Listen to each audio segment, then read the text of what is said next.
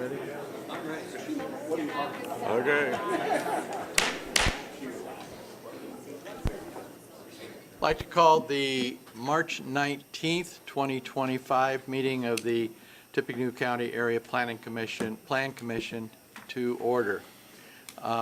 First on the agenda, Mr. Burns, would you call the roll, please? Jackson Bogan. Tracy Brown. Present. Ben Carson. Here. Jason Dumkowski. Present. Jody Hamilton. Here. Larry Leverins. Here. Diana Looper. Here. Tom Murtaugh. Present. Kathy Parker. Here. Vicky Pearl. Present. Rabita Ashkanikar. Jerry Reynolds. Present. Todd Rosworski. Present. Gary Schroeder. Steve Schul. Present. Steve Snyder. Present. Quorum present. Thank you, sir. Briefing session. S5250 EAB Pause Subdivision has requested continuance to the April 2nd Executive Committee agenda. All other cases are no. We are waiting on one last thing for the the S5257. Otherwise, all other cases are ready to be heard this evening. Okay, thank you, Amanda. So if you are by chance here for S5250, that case will not be heard tonight. So you can 5257. 5257. No, 5250, right? Oh, Yeah. 5250. Yeah. Oh, okay. Okay. I move to Go ahead. approve the minutes from the February 19th, 2025 public hearing as submitted. Second. All those in favor signify by saying aye. Aye. Those opposed, motion carried. I move to ratify the administrative action that occurred on March 14th, 2025 that approved the March APC BZA public hearing agendas, the determination of variances, and the February 2025 budget report. Second. All those in favor signify by saying aye. Aye. All opposed, motion carried. Public hearing section, let me read our procedures here. For those of you unfamiliar with our procedures, the commission would like you to know the following. Is there a speaker problem? But Amanda, do you know if there's a speaker problem, or are we just full? Yes, we're checking on it to make sure that there is sound in the hallway. We don't have control over that, though. okay. We can't hear you either. Testing, can you hear? Test. Test. I know this one's on. I can hear it.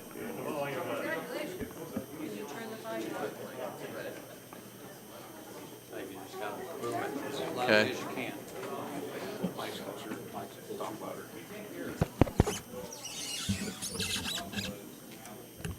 Testing. All right, I'll do this as loudly as I can. Being a good college professor, I can yell.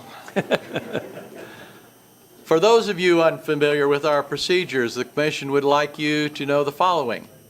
When we hear a request to subdivide land, we're only concerned as to whether the actual drawing showing the division into lots meets the technical requirements of our ordinance. The question of appropriateness has already been determined. Anyone wishing to make comments or provide us with information regarding any subdivision petitions will be given the opportunity to do so. When we are hearing a request for a change in zoning, we are trying to determine if the new zone being requested and the uses allowed in that zone are appropriate to that property and supported by the comprehensive plan. With each case being heard, our staff will present its report. Then the person requesting the rezone will be given an opportunity to speak. Following that, those of you wishing to speak in favor of the rezone will be recognized, and those of you who wish to oppose it will have a turn. This will be your only time to speak. The person requesting the action will be allowed a rebuttal. Plan Commission members will then ask questions and finally vote. Please limit your statements to no more than 5 minutes. We ask that you not repeat what others before you have already said. We are a 17-member body, and a majority of 17 is 9. Regardless of how many commissioners are actually present, at least 9 votes in favor or 9 votes against are required for our action to be official. If fewer than 9 of us agree to either approve or disapprove an action, that case must be heard again next month. Our vote on a request to subdivide is final. Our vote on a request to rezone serves as a recommendation to the appropriate city council, town council, or county commissioners who must ultimately decide on changes in zoning. When addressing the commission, please state your name and address for the record. Cell phones must be turned off while the meeting is in session. If you need to make a call, please step out of the room before using your phone. All exhibits presented to the commission become the property of the commission.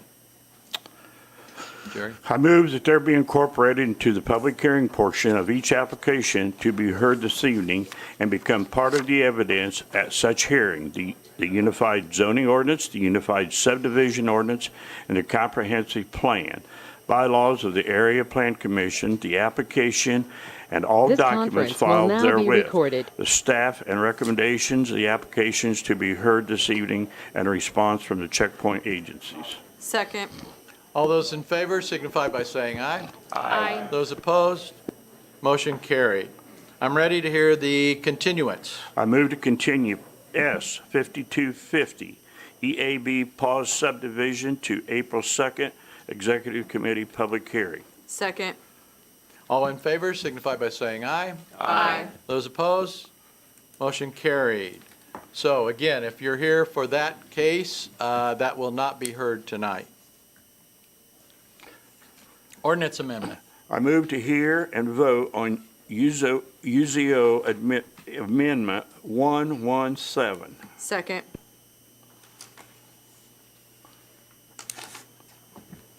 Good evening.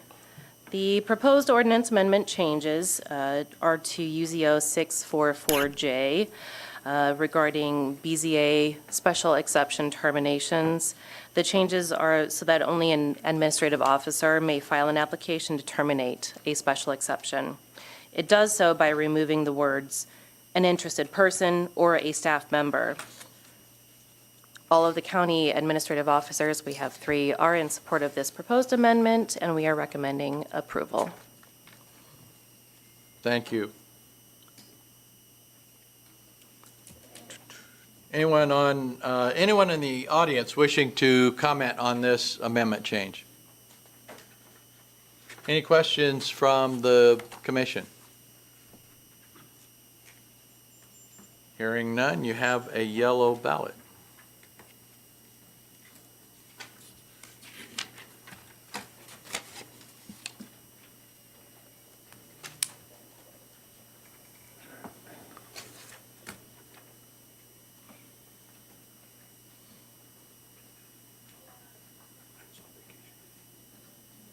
Yeah, I think so.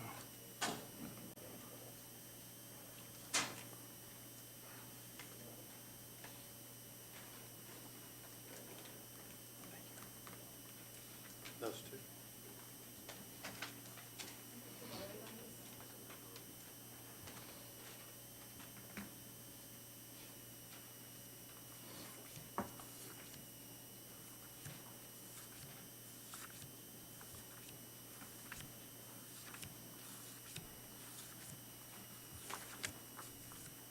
We have 14 ballots in favor. I move to Go ahead. I move to hear and vote on S 5252 Hadley Flats Major Preliminary. Second.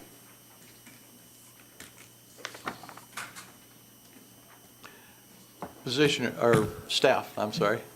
Evening, everybody. Nathan McBurnett, APC staff. We are out here just north of Morehouse Road near Hadley Lake. Imagine that. The proposal is in the R2 zone. Here's some views of the aerial. The site currently has a home on it that will be torn down if this is approved. Here's a view of the site plan. We've got 10 duplexes, so 20 total units that are proposed. And the petitioner has requested permission to bond in lieu of completing all the required public improvements. There are 12 conditions of approval, and staff recommends conditional primary approval. Thanks. Thank you, Nathan. Does the petitioner or petitioner's representative wish to make a presentation?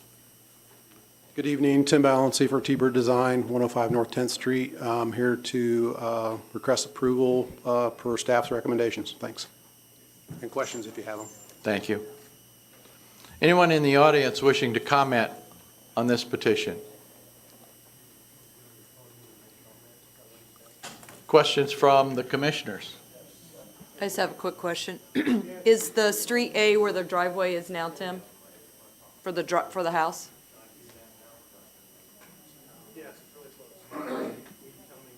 I think you said yes. Yes? He said yes. Okay. Okay. Any other questions? All right. Hearing none, you have a white ballot, and they are requesting bonding.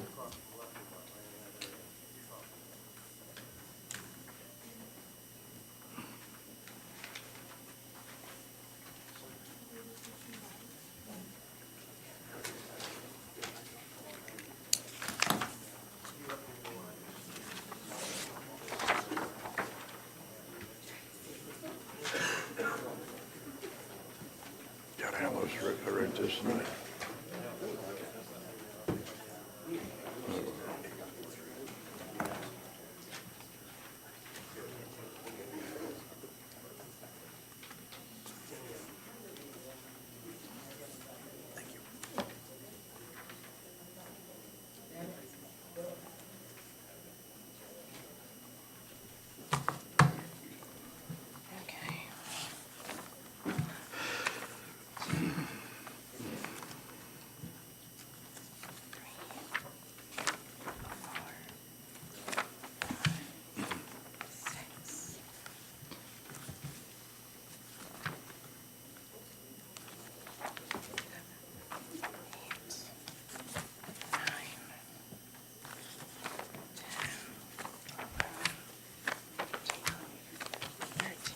We have 14 votes for conditional approval.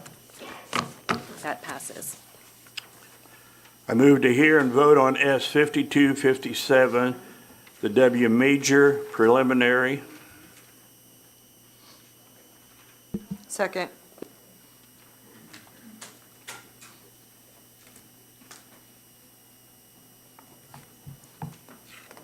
Go ahead.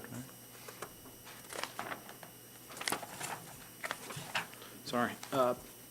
Petitioners are looking to do a two-lot major multifamily subdivision with 518 units. We can see here, there will be two lots. We'll have one that's primarily, let's see, do we have an overall site? Primarily duplexes there in the front with a clubhouse, and then in the rear of the lot, on a separate one, there's an R3, which will be multifamily structure. They're asking for preliminary approval with standard conditions put on this. We heard a rezone for these cases at the end of last year, the R2 and R3 rezones. So they're taking the next step. We've had a sketch plan, and now they're going for preliminary approval. Okay. And we're recommending approval. Okay. Thank you. Petitioner, petitioner's representative. Good evening. Chris Shellman, Goodwine Law, 250 Main Street, here on behalf of petitioner. We welcome all the conditions required, and would be happy to answer any questions and requesting permission to bond. Thank you. Thank you, Chris. Anyone in the audience wishing to speak on behalf of this one or to this one? Sure. Steve Clevenger, 4011 Black Forest Lane. I just have a couple of questions. I did speak at the rezone, and I'm just curious if there have been any contacts with the highway department or with county commissioners or staff about any improvements to 250 specifically for pedestrians or bicyclists, because that is a very narrow road. And I don't know if there was any, safety was one of the concerns that I brought up. Also, I noticed that there are a couple of comments in the staff report that are not in the conditions about the sidewalk in front of it and the extension of the road, and was wondering if that might be an oversight as well, making sure that those were taken care of. Thank you. Okay, thank you, Steve. Where is that located? Can the, go ahead. My name is Nigel Hensley with Kimley Horn. We're the civil engineer for the project. Happy to answer that question. Per the county highways request, we've added 2 right turn lanes due to the narrow road. And per the request of the county highway, we've connected the sidewalk in front of the clubhouse, but they've asked not to extend it to the east or west due to future improvements that they have for this corridor. Okay, thank you. Anyone else in the audience wishing to speak to this petition? Anyone on the commission? Very well. White ballot. Is that bonded? No, bonding? Yes? It is bonding. Okay.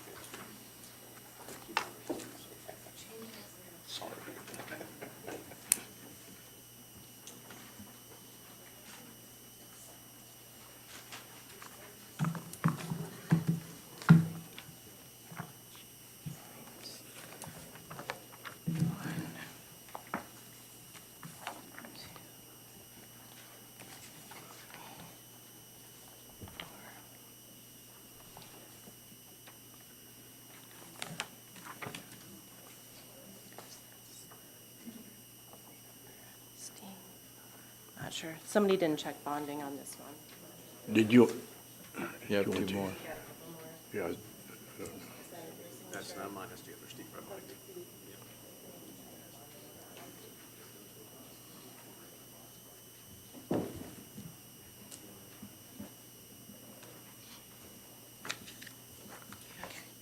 One, two, three, 4, 5, 6, 7, 8, 9,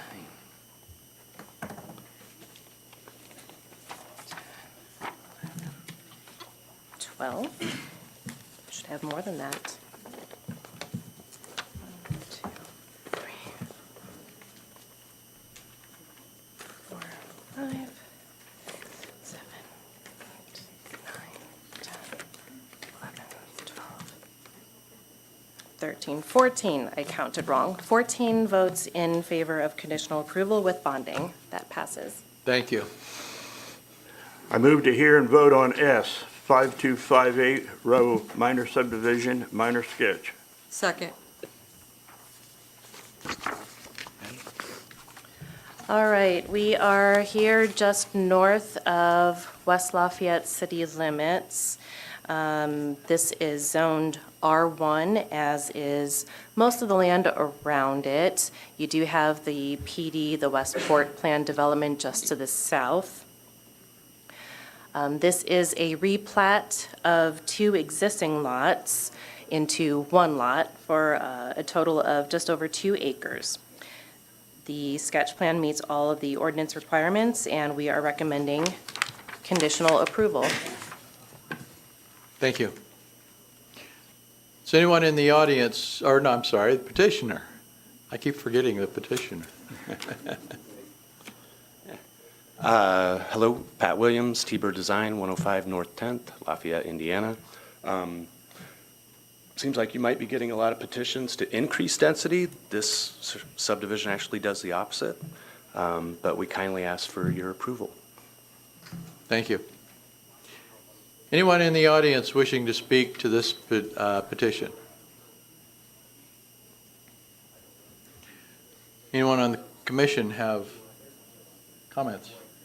Is this bond too? Bonded? No. No bond? Okay. All right, you have a white ballot for this one, too.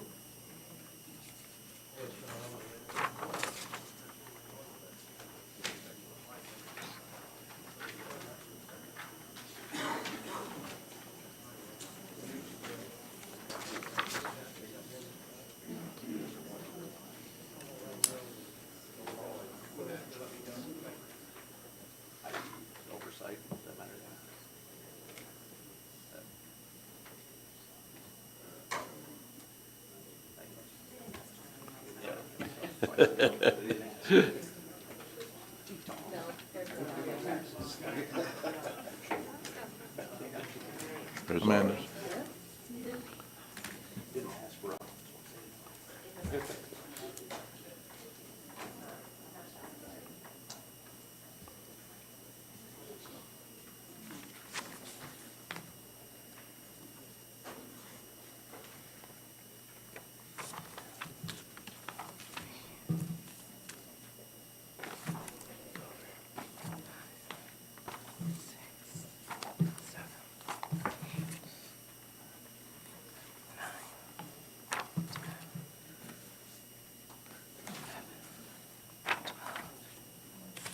Thirteen, 14 in favor of conditional approval. That one also passes. Thank you. I move to hear and vote on S 5259 Chesapeake Point Phase 2 Major Preliminary. Second.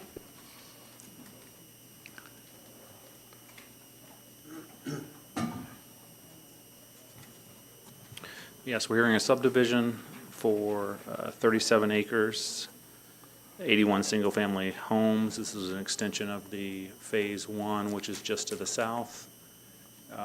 This will be from the south up to the County Road 400 south here, we can see. We'll have a road that extends all the way out to 400. They're dedicating some additional right-of-way for future road expansion, potentially a roundabout in the future if additional subdivisions go in. Most of the recommendations are standard recommendations. Staff's recommending primary conditional approval. Thank you. Petitioner, petitioner's representative, please.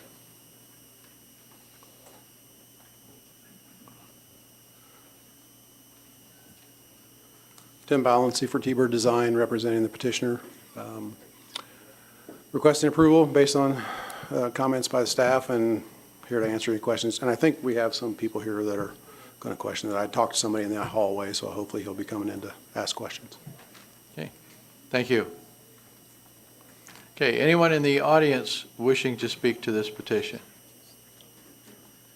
Justin Hayter, 4083 South, 100 West, Lafayette. I own both of these properties on screen left. The bottom one is my residence. The top one is additional acreage that I purchased back in 2019. When I did that, I was required to notify all adjacent landowners through certified mail. I've received no notification of this. Owning both these properties, I called the office. They said that I should be receiving these letters. So I don't object materially to this, but I have to object on principle because the procedure for doing this was not carried out in a proper manner. Thank you. Thank you. Anyone else wishing to speak to this petition? Okay.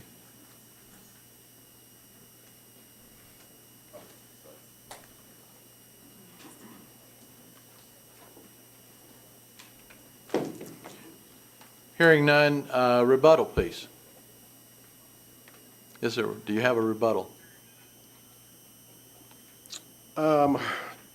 Justin, did you get a response from the county at all as far as the notifications that maybe it went to? I called them. They tried to tell me that It may have the went to- northern property was still under Janet Woodville, who was in trust. So they think the tax, where the mailings go may have went to a. It should not be a matter because I own the southern property Right. that's adjacent to those as well. Yeah, I don't know. I'm not sure why it wouldn't have gone to him, to be honest with you. Okay.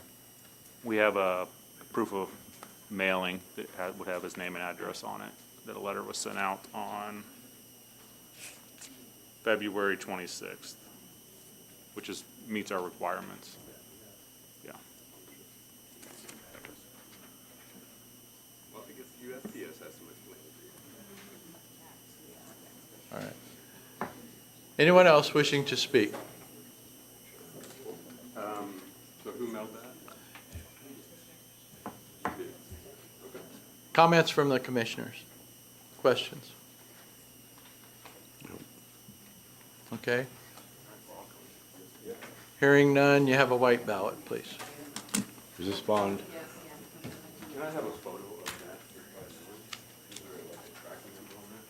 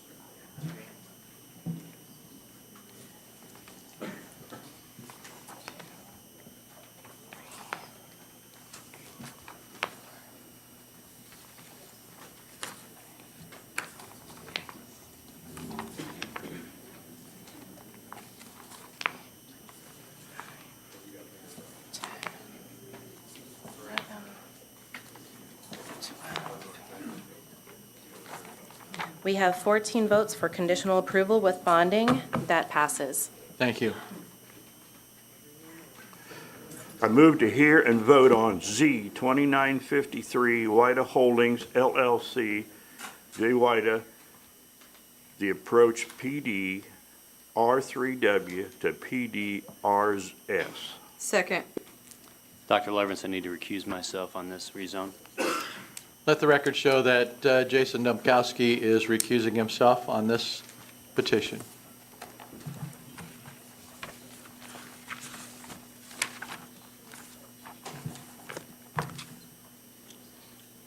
So we're seeing a 1 acre, 1.5 acre site here that's rezoning from R3W to PDRS. You see it's on the corner of Williams and River Road.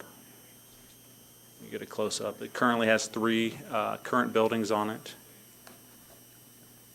And this is a rendering of what the project will look like from Williams Street. There'll be a maximum of 655 beds. 176 internal parking spaces. Staff and the city worked with the developer over the year to produce this product. They asked pretty much for all the utilities that we've asked for them to provide: a bus shelter, dog park, lots of amenities inside for the residents that we normally see. They provided a nice public space that'll follow the elevation as you're going down Williams Street. Staff is recommending approval of this project, and we appreciate the petitioner working with us through this. Thank you. Petitioner or petitioner's representative. Ryan Munden with RTS Law here on behalf of the petitioner, Wida Holdings LLC. The project is called The Approach, which is a nod to West Lafayette and Purdue's aviation history. The building is built into the hill on William Street, so it's taller on River Road than it is on Salisbury, so that evokes the image of a plane lowering to land. So that's where the name comes from. The building will be 10 stories above grade on River Road with 2 below and 9 stories on Salisbury.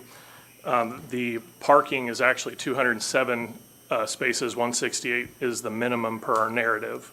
There will be an improved streetscape, as Larry mentioned, on William Street.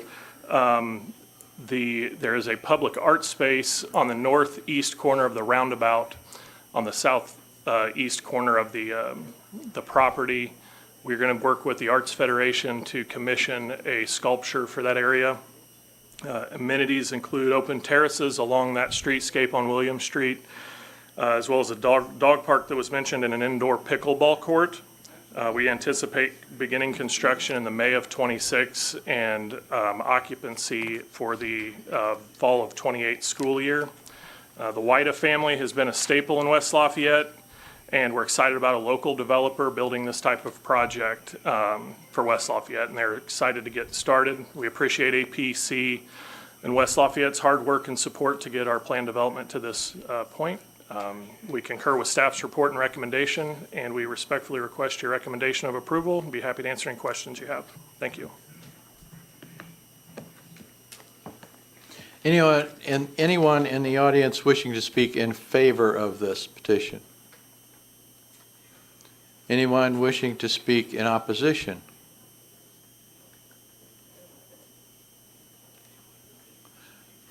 Mr. Munden, I just have one question, and you're taking down 3 apartment buildings. I assume those buildings have leases on them right now. What's going to happen with those? There are 87 current units. We have sent notice to the tenants pursuant to West Lafayette's ordinance. That notice advised the tenants that all of the current leases will be honored through their current terms. No leases will be terminated early, so demolition would not occur until after May of '26, after the leases have expired. Okay, thank you. Any questions, other questions from the commissioners? Okay, hearing none, you have a yellow ballot.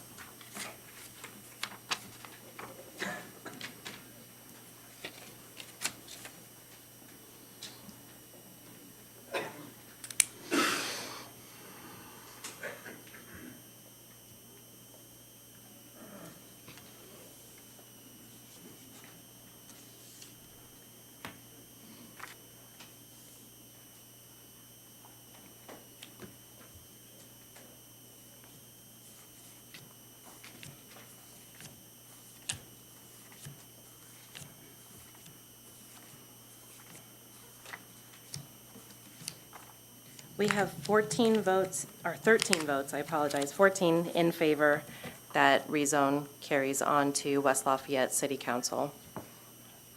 That case then received recommendation of approval, will now be heard by the West Lafayette City Council at their next meeting on April 7th. I move to hear and vote on Z 2955 Arbor Homes A to R1A with commitment.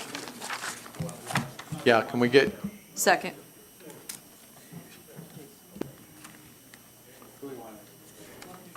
Jason out there somewhere? There he is.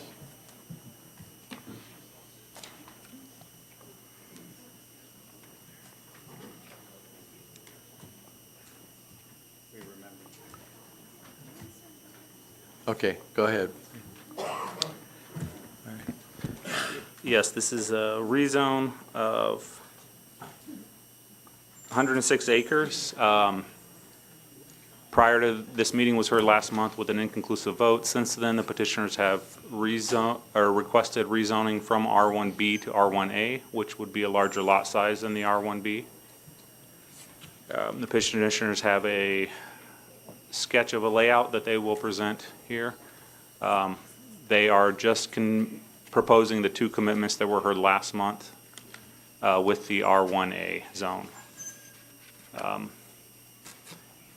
And then, again, we're still recommending approval of this rezone request. Okay, thank you.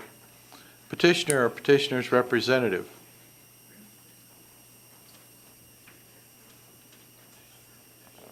Do you have our PowerPoint? Okay. All right. Good evening, Area Plan Commission members. My name is Sean Downey, Vice President with Arbor Homes. Appreciate the opportunity to be before you again this evening. For the record, our address is 9225 Harrison Park Court, Indianapolis, Indiana, 46216. For some of you that may not be familiar with Arbor Homes, Arbor Homes is a home building company founded in 1995 here in Indiana. This year marks our 31st year building homes in the central Indiana market. As Mr. Ackerman noted, the proposed 106-acre site is located at the southwest corner of US 231 and County Road 500 South. This slide here indicates the current zoning for the area. As Mr. Ackerman also noted, our zoning for residential development is consistent with the comp plan. As you can see in this exhibit here, looking at the area, the zoning classifications for the existing area, it's comprised of various zoning classifications, R1B, R1A, R1, R2, and even a residential PD. With that, as Larry noted, there is a favorable approval by staff. As you look at the proximity of this site relative to major thoroughfares, the quality of schools, Arbor's commitment to providing utilities in the area, we feel those items also serve to support this. With the recent completion of the Greater Lafayette Region Housing Study in 2023, we feel our petition serves to provide that housing options that's outlined in that study. The next three slides kind of give a timeline of where we started with this petition and where we are today. So the concept plan in front of you is our current plan. As we heard last month from a number of concerned residents in the area, one of the key items was our proposed R1B zoning we had proposed. As we evaluated that further, continued discussions, and taking in those residents' concerns, we have formally amended our zoning petition, taking back the R1B lot sizes and going to the R1A lots. With the R1A lots, you'll get greater lot sizes and we'll be reducing the density for the overall development. The plan you all saw last month had a 2.8 units per acre. This plan here takes that down to 2.3 units per acre. The slide here conveys the two exhibits. The exhibit on the left was our initial petition, 306 R1B lots. In early November last year, we held a neighborhood meeting where we took input from the residents, and what we looked to do there was provide an R1 size lot commitments, buffering that northern area along County Road 500 to give a transition from the Rainy Brook community into our community. The slides here, these are a side-by-side comparison of what you saw last month on the left. So 292 lots with 269 R1B and a 23 lot area for R1. The plan on the right, as I spoke to 2 slides ago, that's the plan we're presenting to you this evening. 186 R1A lots and 58 R1 lots. So 244 total lots. So that's a 62 lot reduction from where we started initially. That's roughly 20% reduction from when we first filed. With that, last month we presented a commitment for an R1 standard area. We stand by that and we'll continue with that commitment. We've actually expanded that area in this plan from 23 lots to 58 lots. Those 58 lots now comprise 25% of the overall development. With that, our commitment on doing landscaping buffering along County Road 500 to be consistent with what is shown on the Rainy Brook side, that's a commitment we intend to keep as well. At last month's meeting, there were a lot of comments concerning the R1B zoning that we had been proposing, and the consensus that with that R1B zoning, that our development was going to be looking similar to Benjamin Crossing. I know that was a community that a lot of residents had concerns on what we were going to be doing. The next couple slides, I just want to show exactly what we're going to be building. On the R1A lots, this is our Arbor Home line. This is our traditional single-family product that we've been building for 31 years. 12 floor plans, 5 elevation options per floor plan, ranch, 2-story options, and then you have livable space of 1,200 square feet up to 3,200 square feet. This exhibit just gives a little more context on the varying styles and options that buyers can look to. So this slide is our Silverthorne series. This is what we would be building on the R1 lots. For us, this series is, we look at it as a move-up product. Similarly, we have 10 floor plans, multiple elevation selections, ranch and 2-story options as well. This size goes from 1,800 square feet up to 3,200 square feet. It gives the buyer more personalization, more options, exterior features, as you can see in that photo at the bottom. So with that, we feel these two product lines will be very complementary and consistent with the neighbors, with the communities around this proposed site. We don't look at what we're intending to build here as being anywhere comparable to the Benjamin Crossing and some of the concerns the residents had there. So this slide just gives some more character exhibits on the Silverthorne line and the various options.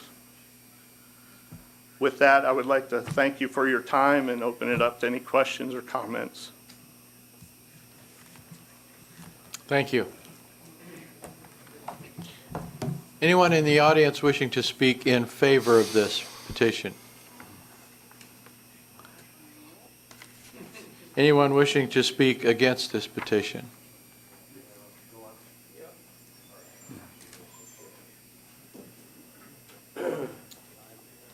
I've not been able to hear anything or see any of the visuals in this meeting. I do, however, have a concern about this much inflation and this many units. Sir, your name, please? Dennis Ropes. And address. My main concern is I've lived out near McCutcheon for 40 years. Sir? Are you able to hear me, sir? I'm sorry. Yes, I can hear you. Name and address. I did. Dennis Ropes. I apologize. Okay. I live out near McCutcheon. Okay, thank you. Okay. Is that okay? That's great, thank you.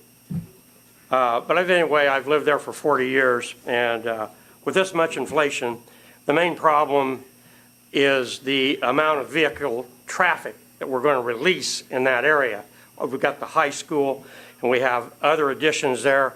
There's a constant flow of traffic. Now, the problem is going to become in the danger of the traffic flow that is heading south on 231, and the timing and sequence of the lights. It needs to be re-examined. That whole intersection needs to be re-examined and re-Kaizen, so when you're approaching from the south, you're doing about 40, 45, not 70 or 75. There's your problem. You have a timing problem at that particular light.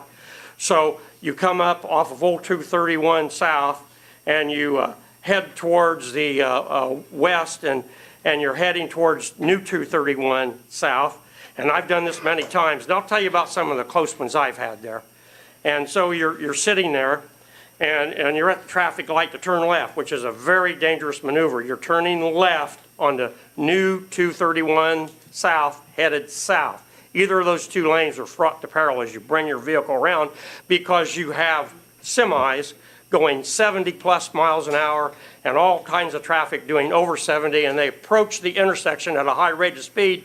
And I guarantee you, if it's yellow, it's a green light they're going to go through. But the timing sequence on the green arrow is off, and you have to sit there and wait for the traffic to clear. Somebody from out of town, and somebody that doesn't know what they're doing, or somebody in the dark or the rain proceeds forward on that arrow, and a truck is coming from the other direction, you're going to have multiple fatalities, I guarantee it. And you put this much inflation and this many units so close to the McCutcheon High School with the traffic patterns already disarrayed, I think it needs to be completely re-examined and completely redone as an intersection. Now, going to give you what happened to me last summer. Okay, so it's a twilight, June day, beautiful day. I'm sitting in the left-hand lane signaling. I've got a minivan, and I was sitting there, and I was listening to the radio, and it was a beautiful day, and the arrow turned green. And so I looked to my right, it was clear. I looked to my left, it was clear. And so I proceeded forward, and I looked ahead. There was a bicyclist right in front of me, and I was ready to hit him, and he swerved out of the way, and I missed him. There is a bicycle lane on 231 South headed north. It's on the east side of the highway for some reason, and I never even saw him. I never saw him till I almost struck him. He saved his life by swerving, and I pulled him off the road. I said, hey, what are you doing? You just pulled right out in front of me. He says, oh, no. He said, I had the right of way. I said, but I had the green arrow. He said, oh, no. He says, if the light's even red, you have to yield to the bicycle. I said, I don't think that's so. I don't know. I said, but I'll tell you, you do that again, you're going to have a short life. So please re-examine that intersection and try to slow the traffic down coming in from the south, or we're going to have multiple fatalities at that intersection. Thank you. Thank you.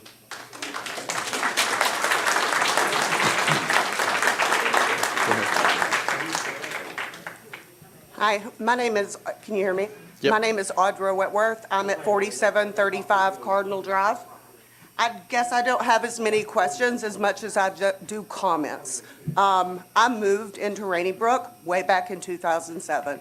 I moved there because I was out in the county. I did not want to be in the city. And I moved there because I felt like my family was safe. And we have had gunshots in the last 10 days twice. And it's because people are shopping around this. It's never happened in all the years that I've lived there. I guess I would ask for you, as you make your decision, to consider the following things, especially if you drive down 500 or you have family or loved ones that live close to Rainy Brook or go to McCutcheon High School, because my son does. The number of students that this is going to add to our school.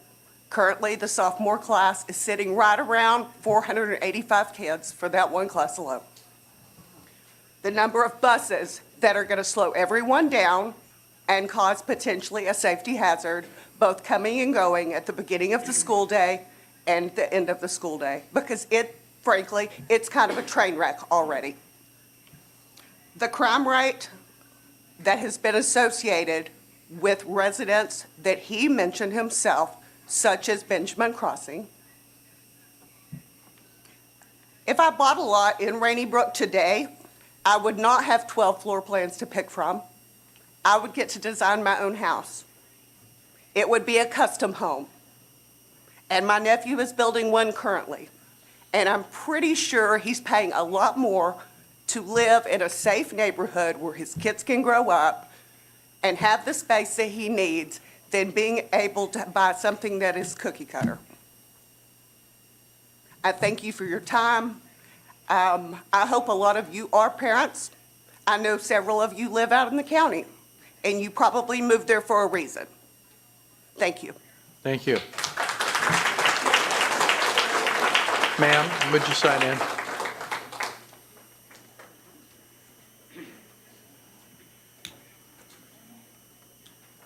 Justin Hayter again. My question is, we saw the density of housings go from 2.8 to 2.3 per acre. Could we comment on what the actual lot size is on average?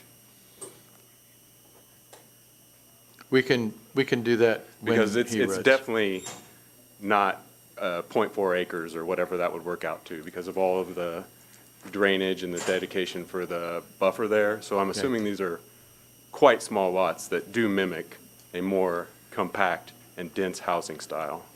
Okay. Thank you. Thank you.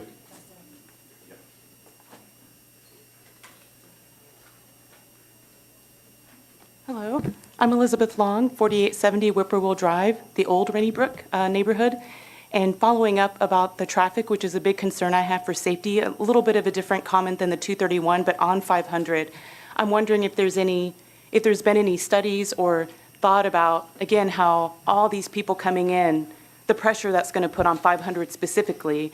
I think in the proposal, the only entrances to this new unit or neighborhood would be on 500, which is the same two or three, I guess, entries into the Rainy Brook neighborhoods now.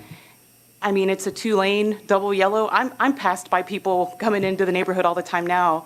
So my concern is about the safety of the thoroughfare, that 500 south for people coming in and out. I think with just the 2 lanes, it's going to be a major traffic crunch. I mean, is there a plan for a turning lane? I don't know if that's ridiculous to ask for, but that's the concern I have. That's my main concern about the new development. Thank you. Thank you. Anyone else wishing to speak in opposition? My name is Lynn Sindesak. I live at 450 East, 500 South, right across from Butler Meadows. I support what everybody's saying about the traffic and what this is going to do to our schools. This is going to be a nightmare out there. So when I moved out there, Butler Meadows was not there, and Butler Meadows is not nearly as big as this subdivision, and you can't believe what that's done to the traffic on our roads since that subdivision's been put in. But another thing that concerns me about Arbor is they're out of Indianapolis, and as they were building Butler Meadows, I noticed so many companies up here from Indianapolis, they're not using local contractors to do their business up here. I went over the other day across from Walmart where they're building those apartments and stuff, and there's contractors over there that are from Indianapolis.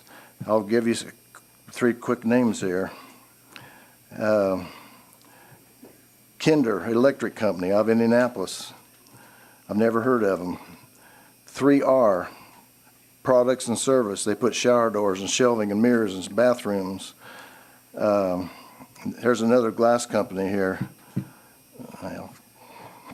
Anyway, I don't ever see Lafayette Glass and Best Windows over there doing work at these places. So we're boosting the economy and helping Indianapolis, not local. And that kind of bothers me a little bit. But I really wish you would really consider vetoing this deal, because that's an awful lot of traffic and a lot of homes stuck in a small area out there. It's just going to be a nightmare for McCutcheon and all those kids when they get out of school. I mean, come out there sometime when school's out, or come out there at the end of the day when everybody's coming home from work. It's like living downtown Indianapolis. So thank you for your time. Thank you. Anyone else wishing to speak in opposition?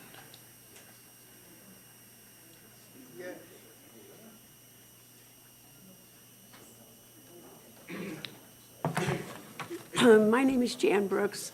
My husband and I live at 901 Commodore Circle, and I'm opposing the planned high-density neighborhood on 500 South.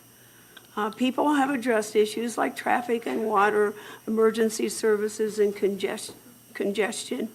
I would like to bring attention to the quality of life. Quality of life is very important when you choose a home or when you decide to buy one. Quality of life, dense housing, Rainy Brook. Rainy Brook is beautiful, has beautiful homes, great neighbors, lovely lawns, and landscaping. It's also quiet. My husband and I have lived in Rainy Brook for 10 years and have been proud to call it home. There are a number of things that other high-density subdivisions have going on, and Rainy Brook does not. These are all documented instances. Examples I'm going to give you have been printed on the Next Door Neighbor website. We don't have unknown people walking on our sidewalks and approaching our garage or porches uninvited. We don't have reckless drivers going too fast and endangering others, generally.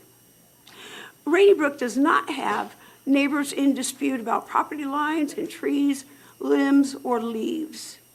We don't have properties that have overgrown grass and raggedy landscape left to grow.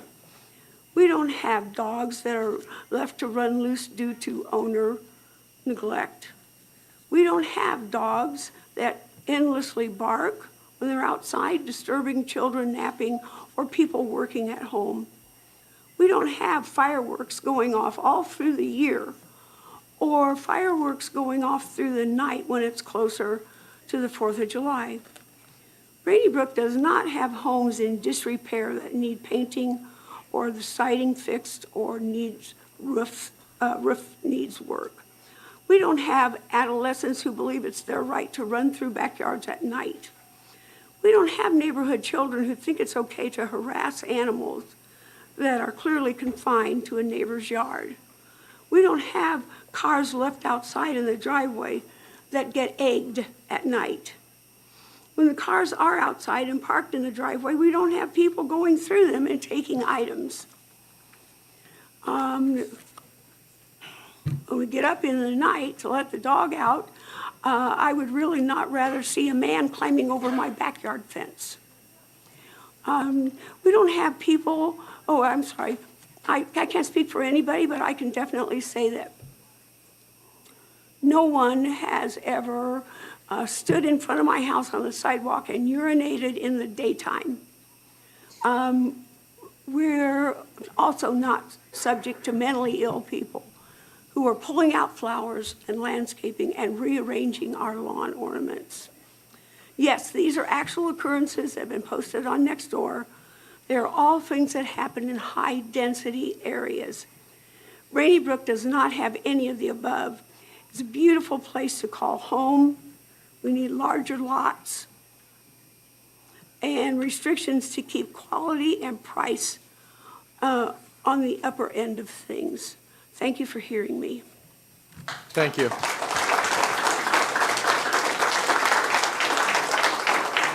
Anyone else wishing to speak in opposition?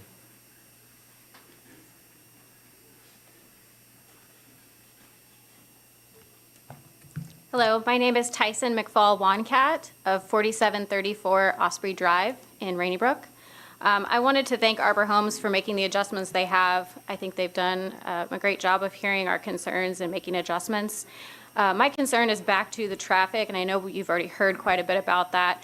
I did see in the report from the last meeting that access to US 231 is going to be denied going forward to the subdivision meetings. So that means that the developer is limited to only an egress or two egresses as shown on 500 South. They really have no other option. And that means that all of these houses only have that road to go on. My concern would be for the increase in traffic and also for when you're coming out of Rainy Brook and trying to turn left. It's going to be extremely hard with all the traffic coming the other direction towards McCutcheon. And then also, if that road has to come under construction or is blocked for some reason, those people have, in the new subdivision, would have no way of getting out of their subdivision, whereas people in Rainy Brook have other points of egress to the north and further to the west. So that would be my concern, and I'm not necessarily against the development itself. I just feel that if we're going to do it, we should do it right so that the traffic has patterns that make sense. Thank you. Thank you. Anyone else wishing to speak? Hearing none, rebuttal, please.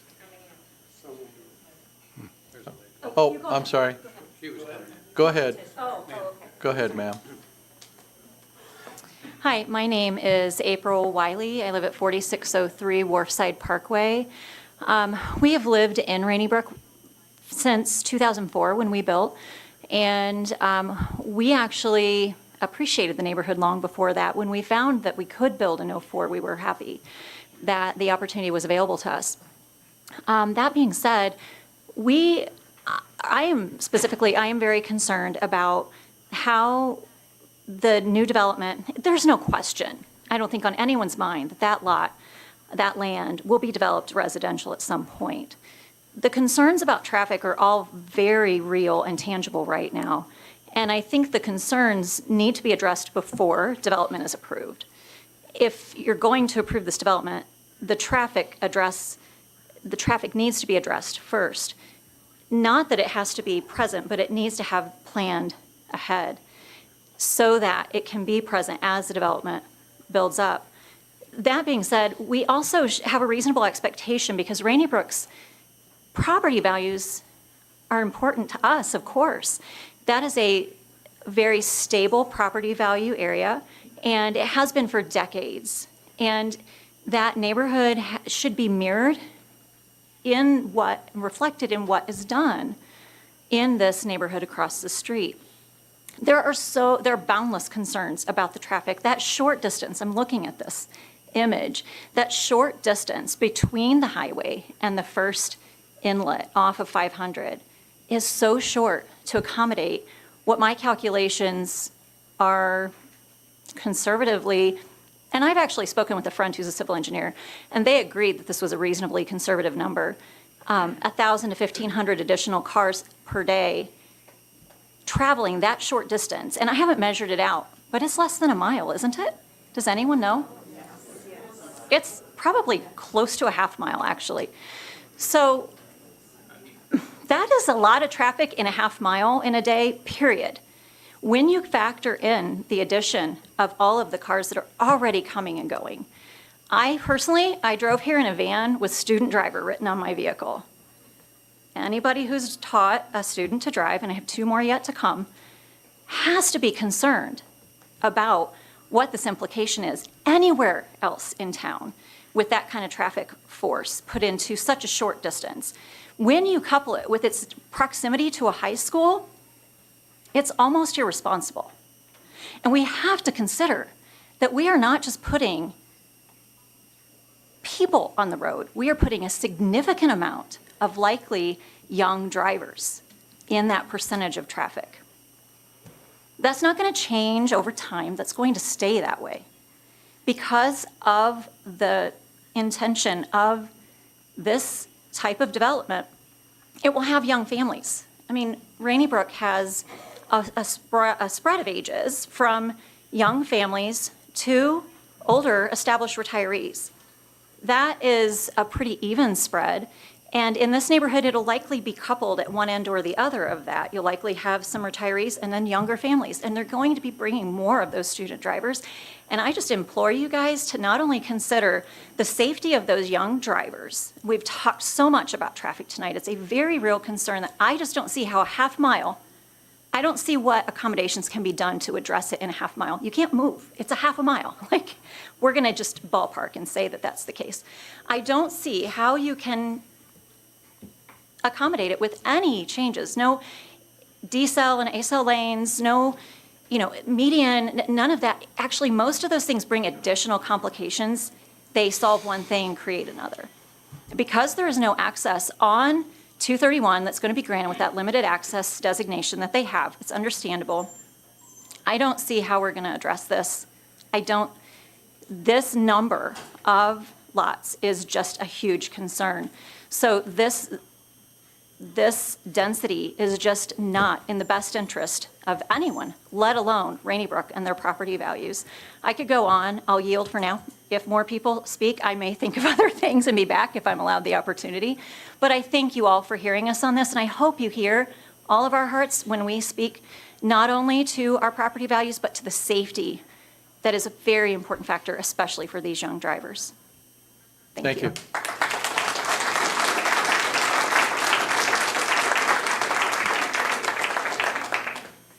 Hi, my name is Ben Florenzig. Do I have to give my address? Did I hear that? Mm-hmm. It's 133 Linda Lane in West Lafayette. I live far away from this, so I have much less of a dog in the fight, and it seems like a lot of the residents of the area have raised some very compelling reasons to oppose the development. I just wanted to come up here and say that as somebody who's listening outside, some of the concerns related to the types of residents or the types of activities that might be associated with a higher density development felt a lot to me like coded language for undesirables moving in. And so while I support the concerns related to things like traffic and safety, I think those are very important to consider, I would hope that this committee I don't want to say takes with a grain of salt because I don't want to take away from anybody who's come up here and who has come up here and spoken. But I would hope that we would understand that trying to keep certain people away from us is a fundamentally anti-democratic, fundamentally opposed to the ideals that we try to espouse. And I just wanted to flag that. Thank you so much. Thank you.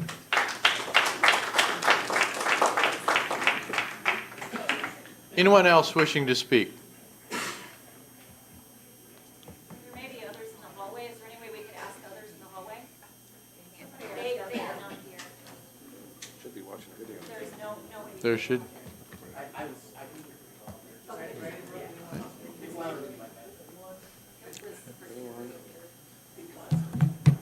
Joyce Minnick, 4567 Cormorant Drive in Rainy Brook. And I don't want to reiterate everything that everybody said, but I do feel like you made a little progress, Arbor Homes, with the change, but I don't think it's enough.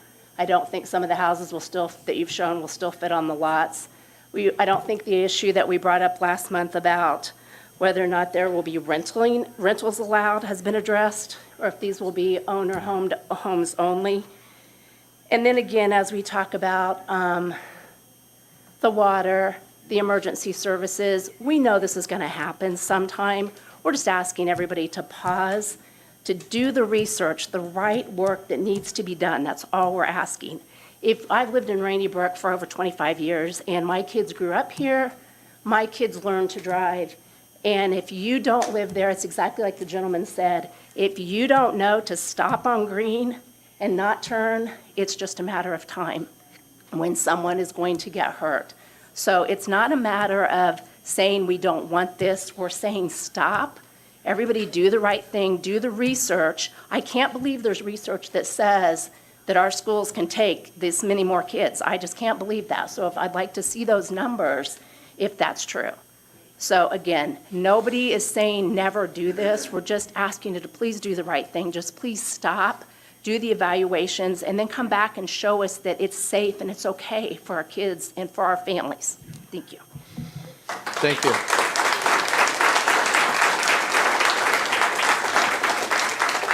Anyone else? Rebuttal.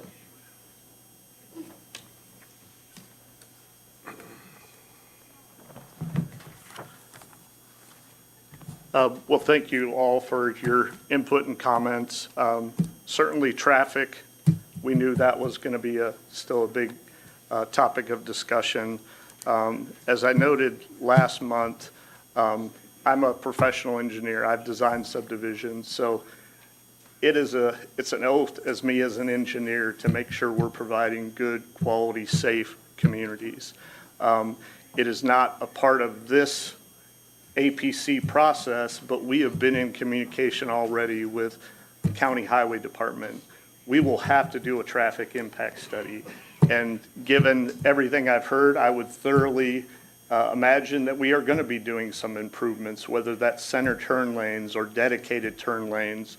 As part of that traffic impact analysis, we will be analyzing key intersections, and obviously the intersection at US 231, there will be a high level of scrutiny and coordination with the county highway and NDOT, making sure that light and everything we do is appropriate for the safety of this neighborhood. As far as the locations of the entrances, there are ordinances that dictate how far off intersections have to be offset to allow for driver decisions to be made. Actually, lining entrances up is the most safest way. It gives drivers across the way from each other the ability to navigate and make those decisions. So, speaking to that as far as traffic and safety, we know there's more steps beyond tonight to make sure we are providing turn lanes and adequate, conditions to allow drivers, whether young or old or whatever, to make those decisions. So in regards to the gentleman's question on lot sizes, for the R1A, those are 7,500 square foot minimum lots, so 60 feet wide minimum. The R1 lots would be 75 feet wide and a 10,000 square foot minimum. Traffic lot sizes, as far as concerns with school, as part of the petition process, we have provided all of our documentation to all the various emergency services schools. They are aware this is coming. To date, no one has reached out to us to indicate there's apprehension as far as the school capacities and whatnot. Obviously, the school corporation has land, and I would imagine they're targeting growth as far as building new schools. When you look at a development, while there's 244 lots on that plan, that is a progression over 5-6 years potentially for build out. So it gives schools the ability to plan and not have 240 lots of new students at their doors tomorrow. So, thank you. Okay. Would you address non-local Any, contractors? As far as contractors, Arbor, as you noted, we are an Indianapolis. Microphone, please. Thank you. We are an Indianapolis company, so we do have contracts with contractors where they will, provide services for our communities. But we're always looking at local vendors potentially that can help, provide windows or whatever it may be, so. any questions from the commission? I have one. Go ahead. In the drawing here, the access road to the south of the subdivision, what's the plan for that and where does that go? Traditionally, when we do developments, a lot of good planning is just providing a stub street for future connectivity. Should a developer years down the road buy the parcel to the south, there is a level of connectivity there. If you don't have that, then they're isolated on where they can go. I could tell you from emergency services, the more access points for them, the better.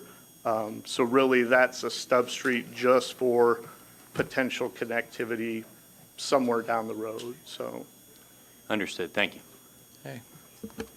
Any other questions? All right. You have as far as two- renting, that is something we do give consideration to. We will have covenants and restrictions for the community. We are, as a builder, leery on dictating homeowners, rights as U.S. citizens to be able to rent their home. I know there are a lot of communities now looking to try and control rentals. We have put language in our covenants in regards to somebody owning a home for X number of months or years before they can rent it out. We, as a company, we do not sell to rental large conglomerates. But the ability to dictate what Mr. Murtaugh can do once he's owned that home for a couple of years, those are things that we kind of walk that fine line on, dictating what a resident can do or can't do once they've owned that home, so. All right, thank you. All right, you have two ballots, one for commitment and one for approval or denial. Let's do the commitment first, and remember, you're voting on the commitment. So if you vote no, you're saying there's no commitment. All right? Whether you're for or against the petition itself.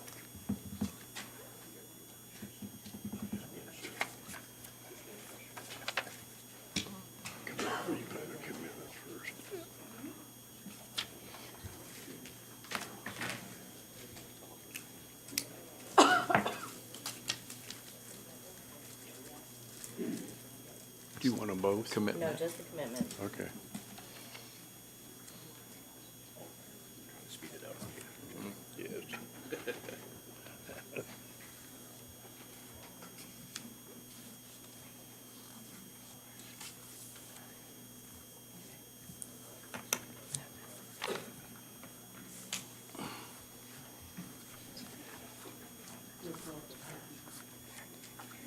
Fourteen votes in favor of the commitments. Okay, now you have a yellow ballot for the petition, for the rezone.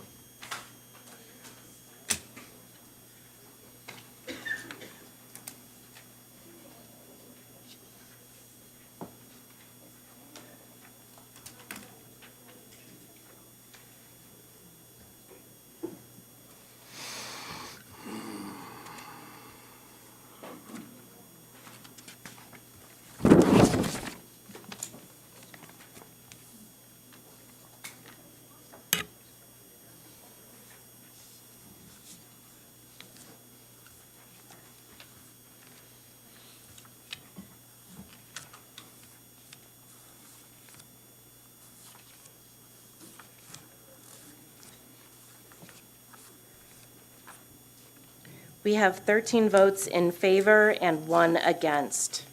Okay. This will That case received a recommendation of approval, will now be heard by the county commissioners on their April 7th meeting.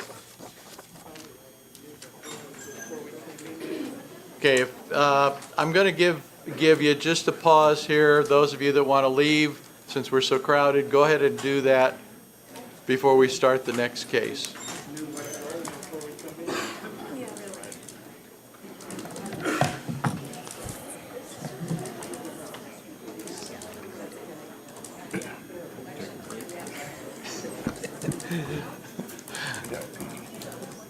You need to?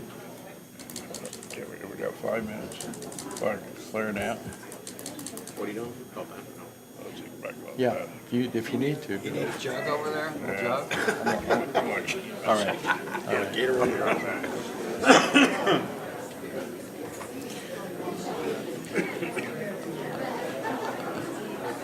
It's about 50-50 proposition, I'm going to guess, between the two.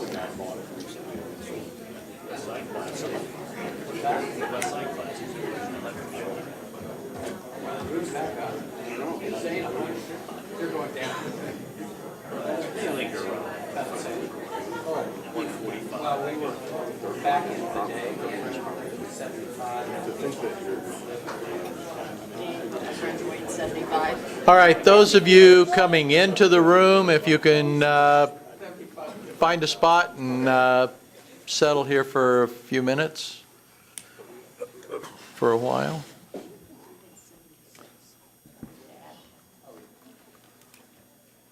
Jerry, the next case. I move to hear and vote on Z 2957 Max Convenience Stores LLC. AW and GB to GB. GB with commitment, yes. I second. All right, we are out here in Romney, near the corner of State Road 28 and 231. The property that we have here is partially zoned GB at the corner and then AW for the rest of it. The property is currently improved by a business there on the northeast corner. I think used to be a car dealership, sells sheds as well. And then we have 2 homes on the larger AW piece. Those would be torn down. I think all the facilities would be torn down for this proposal. This case was originally filed in January from AW to GB. And then changed after staff informed the petitioner that truck stops are not permitted in the GB zone. So the petition was then changed to an I3 rezone, and then staff did an amendment to the zoning ordinance to add another category of fuel service station called a fueling center to address developments of this type, gas stations that have facilities to fuel and park large commercial vehicles. So this is something that would be no greater than 4 acres in size. This fits into that fueling center category. The non-binding site plan that you see in front of you here has remained largely unchanged since that initial filing. There'll be 12 fueling positions, so 6 pumps. So the plethora of new service stations in Tippecanoe County has not gone unnoticed. APC staff is working with the City of Lafayette staff on new restrictions for gas stations based on City Council's recent resolution. As I just mentioned, a new use category, fueling center, has also been added to the zoning ordinance to address smaller truck stop-like developments, including the proposal that you see in front of you. Staff would like to note that the fueling center use category originally proposed, which included a 500-foot separation requirement from residential properties, was ultimately stripped from the amendment's final form by Ordinance Committee against staff's recommendation. The separation requirement was intended to protect adjacent property owners from the exhaust fumes from idling semi-trucks that frequent service stations like the one proposed. This current rezone request before you would not have been possible if that separation requirement was kept. Instead, the petitioner would have needed to seek a variance from the BZA to reduce the separation distance, but would have been allowed by right in GB. Staff has received a number of letters expressing a mix of support and opposition for this case, including a petition in support with more than 50 signatories. It should be noted that 3 of the 5 adjacent property owners, including 2 directly across the street, have submitted letters in opposition to this proposal, and one of those 5, the subject site's owner, has expressed support. No other letters of support received are from community members who live adjacent to this site, so individuals who'd be directly impacted. The town of Romney has an existing gas station to the north, and the existing GB on the site in question, per petitioner's submitted site plan, would adequately allow a second, newer gas station addition to the town without this rezone. It seems that pursuing this by right project, or that alternative by right project, without the inclusion of parking and fueling lanes for commercial trucks, would satisfy the community's expressed interest in a new gas station for the site. However, staff cannot support a rezone that would allow semi-truck exhaust and idling truck engine noise so near to Romney's residents' home, many of which are under 150 feet away from the proposed commercial vehicle component. So staff does not support this and recommends denial. Thank you. Thank you. Petitioner or petitioner's representative?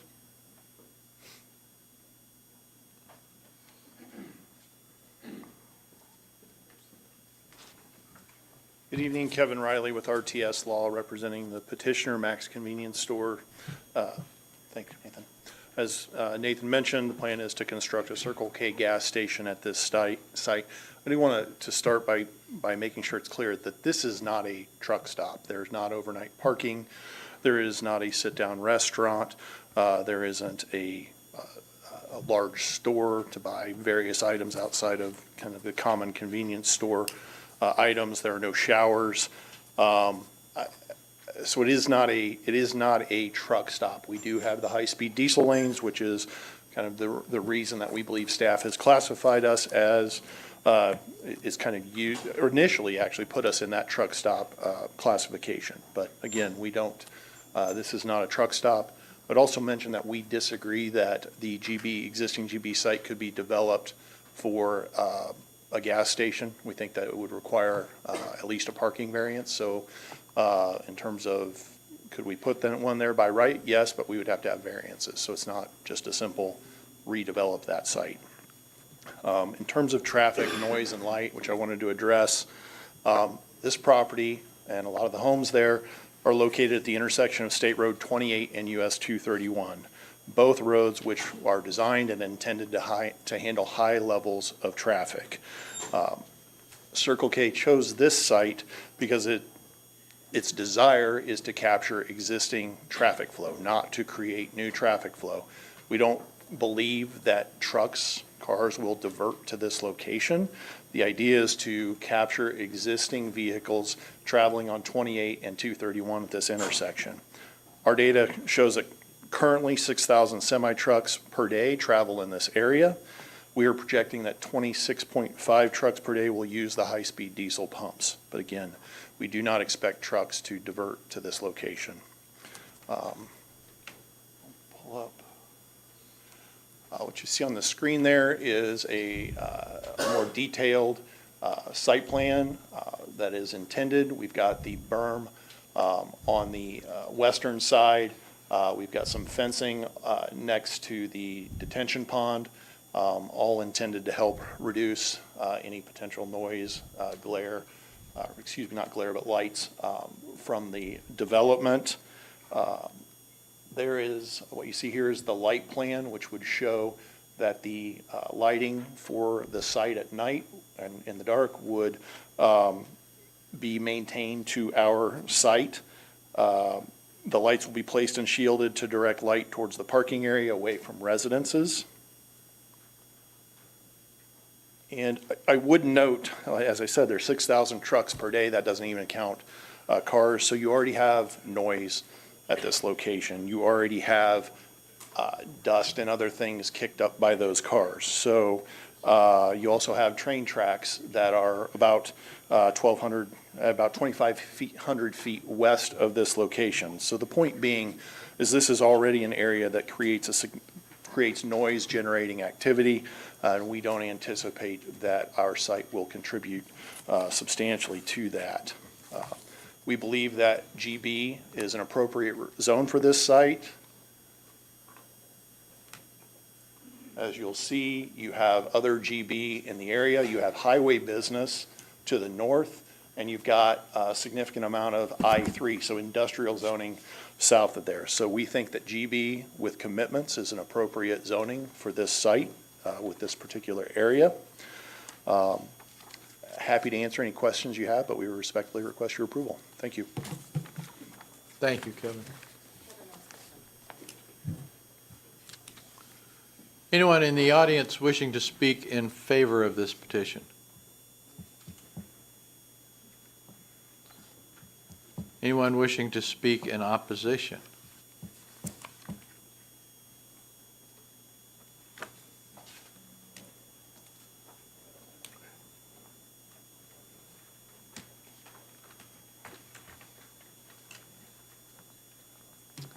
My name is Trina Hubert. I'm at 109 State Road 28 West. My husband and I are pretty new here. And what drew us to Romney in that area was that it was mostly an agricultural area and that it was kind of that small town vibe. We're from the city, we're from the suburbs, so we were trying to get out and away from that. And even though that we're newbies to the area, we don't regret moving to Romney. We have been very welcomed and we enjoy getting to know our neighbors and the community. That being said, the community, it's a little town. I looked up just today, population is only 596 people. It's a really small town. We already have a gas station. Do we really need a second one? And even if the second one can handle that kind of traffic, excuse me. The current gas station is already pretty run down. To be fair, Circle K has a horrible reputation of not keeping up their gas stations very well. So are we going to end up with 2 horrible gas stations after, the first few years and they start to let it run down? If it takes out the business at the current gas station, what happens to it? So what, now we have a gas station that's dilapidated and just sitting there, while we have this fancy new one? I think most of us would agree we would just prefer to revamp the gas station we already have.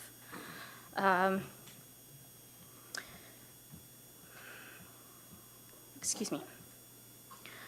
Others will probably already touch on this, but the truck station portion of it, I don't know that it will be as beneficial to the community.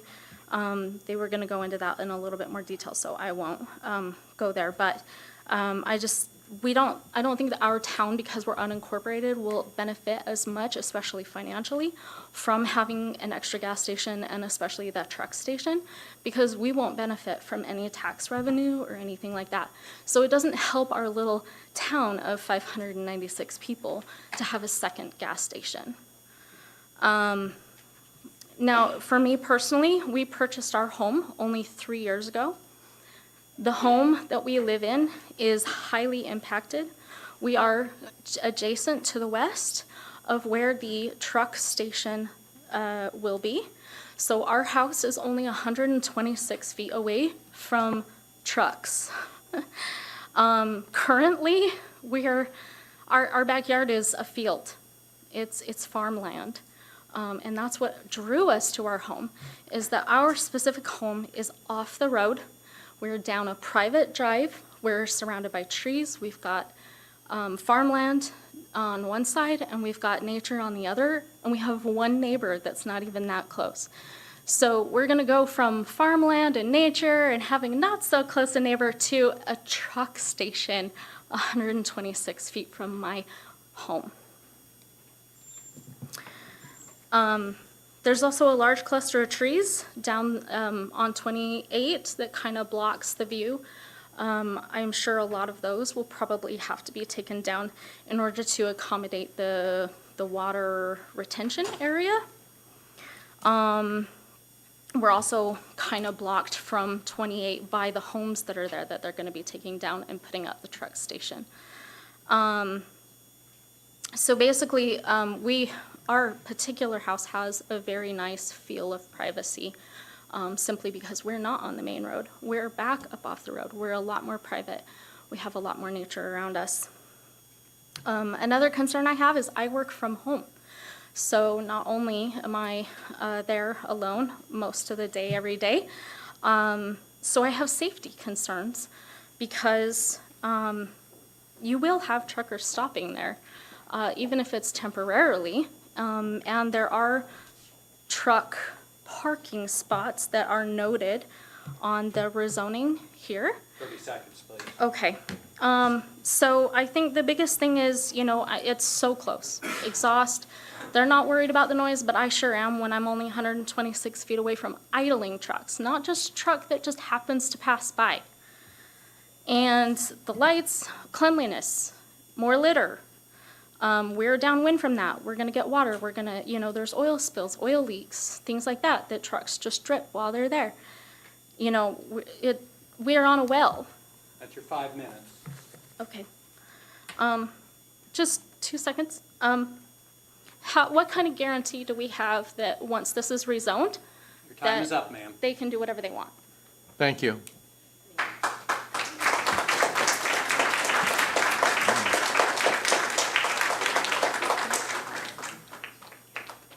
Anyone else wishing to speak against?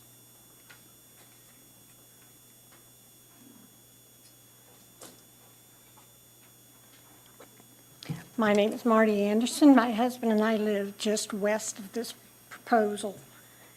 Some of the things I wrote a 3-page letter when we were to have this hearing the first time. No sense going through that. And some of the things I've written down have already been mentioned. I'll go fast. We do have another station, and there's also one in Linden that also has a large area for parked trucks. The Dollar General and the gas station also carry lots of snacks, and I know this is also going to have a snack area. There is mass confusion at this intersection many times. We have a lot of farm equipment go through there. We have school buses. 28 is 2-lane. 231 is also 2-lane. As these trucks come out of the proposed driveway, are they going to be going into the westbound lane? In addition to that, what about the people who live there with the flashing lights and the motors of the trucks as they pull out of that driveway? The houses are close to the road. They went there wanting to live in peace and quiet, and that's really going to change that for those people. We're a farming community. We have a lot of farm equipment going up and down the road, so again, it's going to make mass confusion at that intersection. We also have concern about runoff from all the concrete. There is a ditch through there that provides water for some of the farmers, livestock. There's also people who use it for recreation. And it does go alongside our farm, and there is some concern if there is some contamination. And also contamination of our wells. What do we do? We also are concerned about the water usage. Ag Alumni uses a tremendous amount of water for their irrigation. And a lot of us do have problems with our wells when they are using a lot of water. We get a lot of sand in our water lines, and some people have lost use of water. So that is something that really needs to be checked. I think that's about it for now. Thank you. Thank you.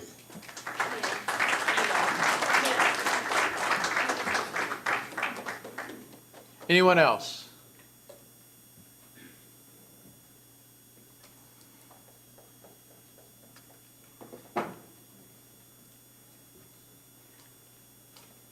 Hello. My name is Joe Reynolds Hanson. I reside at 100 State Road 28 West in Romney. I believe I am the closest on the north side of the road at 90 feet, and I have no opportunity for buffer. I understand about the traffic and the trucks and the train. When I moved to Romney, I understood that.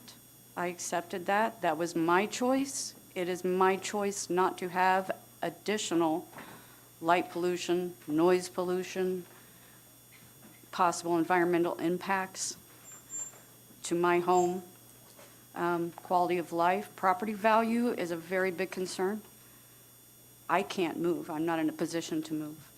I don't have big corporation money. I'm there.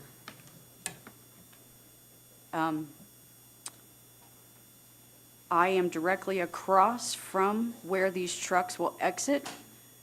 My bedroom and living room and front porch are in direct line of sight of the lanes coming out of this truck stop. And I am in complete opposition of the not truck stop or fueling center, however you would like to word it.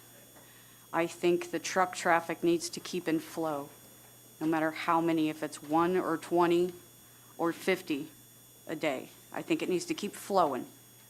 Let it keep flowing. Don't let any more stop there. We are a very small town, and we would like to stay a small town. At least, I think a lot of us would. That's why we moved there. And I've been there for more than 15 years, supported my community in a lot of different ways. I would also like to ask a question, where is Circle K headquarters located? I'd like to know that as well. And where the profits to this venture would be going as far as where those headquarters are located. So thank you for listening to me and considering my concerns. I really appreciate it. Thank you.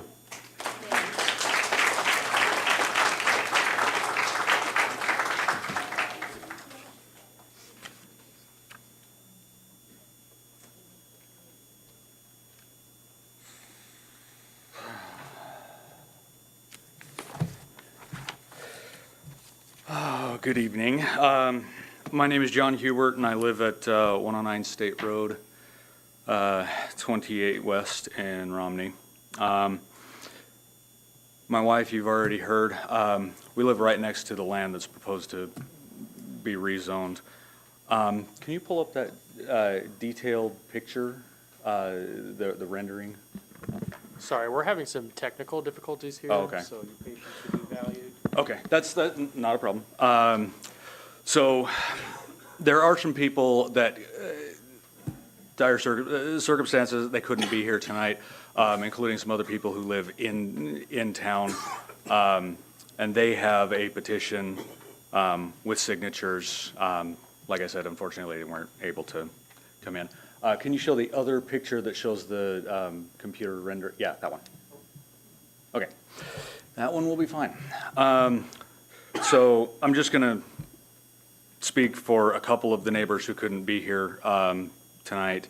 Some of them have kids, and they feel like a truck station like this, a gas station of this size, could potentially be a danger to their kids. And they also don't see any benefit for a truck station, as most of the trucks that drive by are from large farms like Gamble, Stevens, and DeSutter, who already have filling stations on their properties. And most of the delivery trucks that drive by also have contracts from other gas stations. So we don't really see much benefit there. I personally strongly oppose the truck station for a number of reasons. I was going to read some of the staff comments from the staff report from January, but I see things have changed. However, the staff comments on the current report are still recommending denial of this. So we've heard concerns and opposition from some other people tonight. I have another petition that I started with a number of signatures. And back in January, emails and letters were delivered to this commission from other members of the community. And there's also a post on Facebook, the Romney Facebook page, about this. And some of who commented in favor of the gas station, but most of those are just mentioning if there's an operational bathroom in the convenience store. It has nothing to do with the truck station. There are others who are opposing to having a truck station in the middle of town, ranging from reasons for the types of people that convenience stores larger convenience stores tend to attract, and concerns for future developments that this rezoning could open the doors for. And so as my wife mentioned, we bought our house recently, and we're still in that time period where we're recovering from such a large purchase. You know, buying a house is a big investment, and if anything happens to the property value, we are hurt very significantly. I have a lot of articles and studies showing that gas stations do affect property values. Now, I'm going to read from the Indiana Agricultural Law Foundation Guide to Zoning in Indiana. The Enabling Act has an organizational structure that uses the term series to describe different topics. For example, the provisions applicable to zoning ordinances are in the 600 series.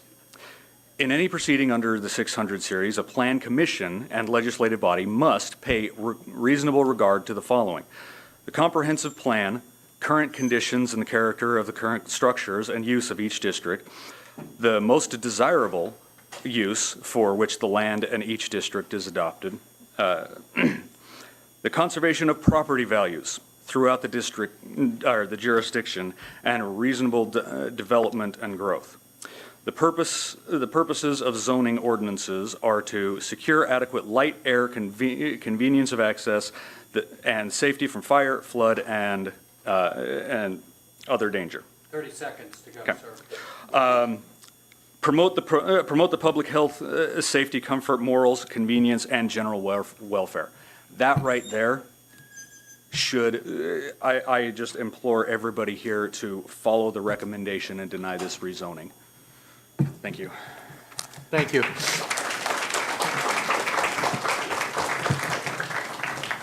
There are also numerous people in the audience that do not wish to come up and speak, but they do oppose it as well.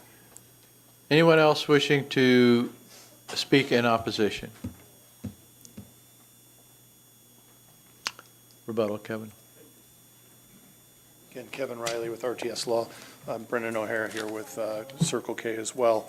I'm not going to reiterate the points that I made about light and noise. You've heard what I had to say on those. In terms of runoff, you will see we do have a retention pond there that will have to deal with stormwater. We also would have to have approved drainage, so runoff we do not see as an issue. In terms of contamination, this is a regulated industry. IDEM has significant regulations, so those are things that we are subject to. So, and then to address the trees that were I guess between our site and the Hubert site, there is no plan to take down those trees. And then we would also have the buffer yard, the new buffer yard that is shown there on the plan. So happy to answer any questions that you have. Okay. Any questions from the commissioners? Yeah, Kevin, notice on the west side of the lot by the high-speed fueling for diesels, looks like there's 6 parking spots there for trucks? There is a space for truck parking, that is right. Okay, and how do you regulate how long a truck sits there? Go ahead. Sorry. Brendan O'Hara, 2050 North Alabama, Indianapolis. I believe the plan is to heavily sign it with no idling and parking for a small amount of time. So you have no plan to actually, somebody to go out there and make sure they're not sitting there all night?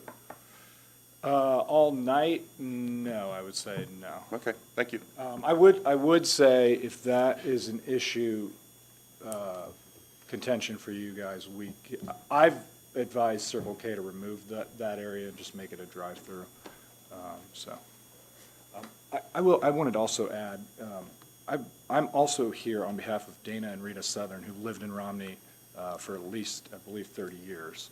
I've grown a relationship with them, and I want to reiterate, Dana got 55 signatures in support for this petition. I believe he probably could have got 200 if he had enough time, but he went door to door and got people to sign the petition, and we did get it to the staff. So I do just want to reiterate that. There are a lot of people who support this project who live in Romney. Okay. Any other questions? Yeah, I have one. First of all, I appreciate all the people who came up and commented that live so close to where these truck fueling locations might be. To me, that's pretty concerning as well, the distance that was mentioned in the staff report and by people who talked. So one, I hope maybe that our ordinance committee could reconsider, given this is a good example of maybe why the 500 feet separation would have been a good idea. But I'm curious if you can speak to that, those concerns about the exhaust of idling from the trucks. Yeah, so anybody who's been at this intersection for longer than 10 minutes or 5 minutes knows that the trucks already back up well past where our retention is shown on 28 west and south on 231, probably also north on 231. But so trucks already idle in this area. If that answers your question, I guess.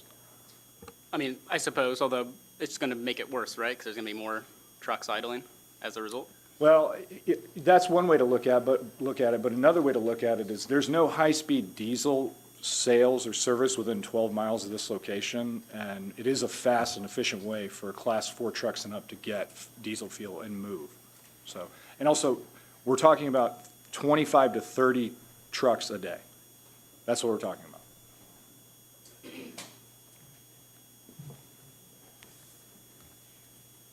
Anything else?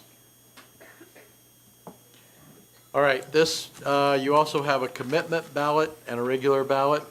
So commitment ballot first.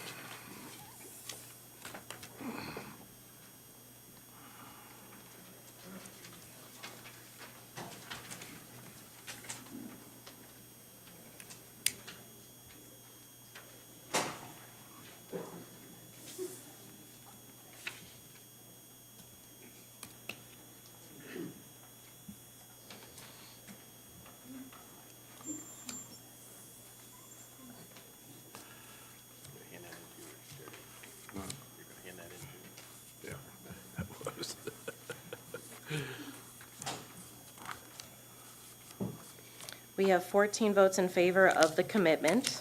All right. Now your vote on the petition.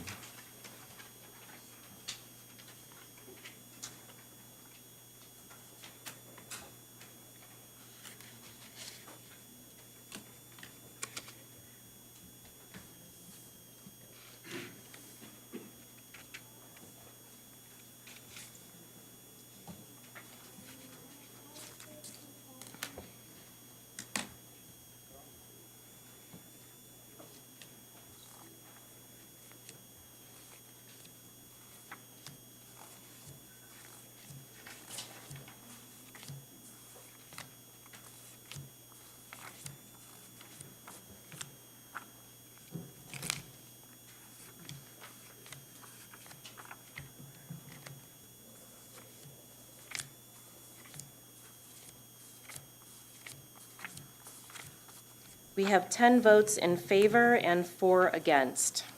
Okay. That case received then a recommendation for approval, will be heard by the county commissioners at their meeting April 7th. Great, approved, awesome. Love it. Jerry. I move to hear and vote on Z 2967, West Lafayette Development Department, PDNR to Thanks for going R1. against the Enabling Act. It's awesome. Second.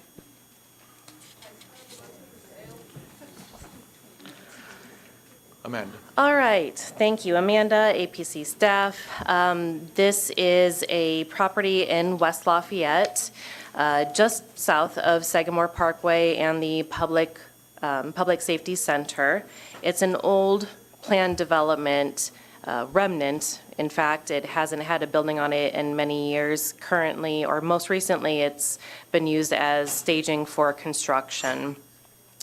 The West Lafayette Development team is actually working on redoing the Public Safety Center, so we'll see some movement on that. But as far as this second lot, they are hoping to turn it into a little pocket park. So just a close-up, you can see it's, parking area, staging for construction. So not much going on here. I guess that's it. Where am I at? Parks are allowed in all zoning districts, but R1 kind of fits into this neighborhood here. The Bel Air subdivision, this is just on the edge of the Bel Air subdivision, which is all R1 as well. So it fits into the neighborhood as an R1 zoning. So staff is in favor of this rezone, and we're happy to answer any questions. Thanks. Thank you, Amanda. Petitioner or petitioner's representative.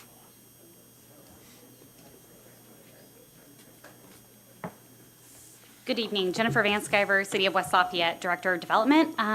As Amanda has stated, we're just looking to clean up some zoning, move this from the existing PD to R1. And like she said, we're looking to move it into a pocket park. So I'm happy to answer any questions.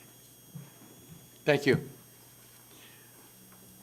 Anyone in the audience wishing to speak in favor? Anyone wishing to speak against? Questions from the board? You have a yellow ballot.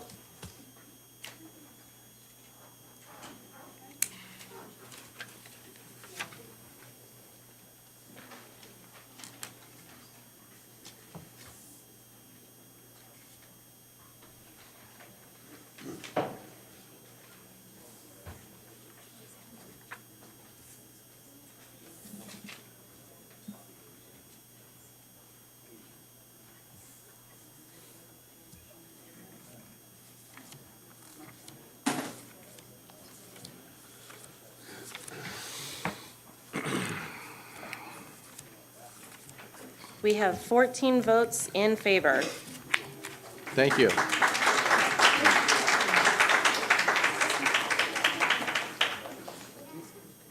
The next two cases will be presented together, but we're going to vote on those separately.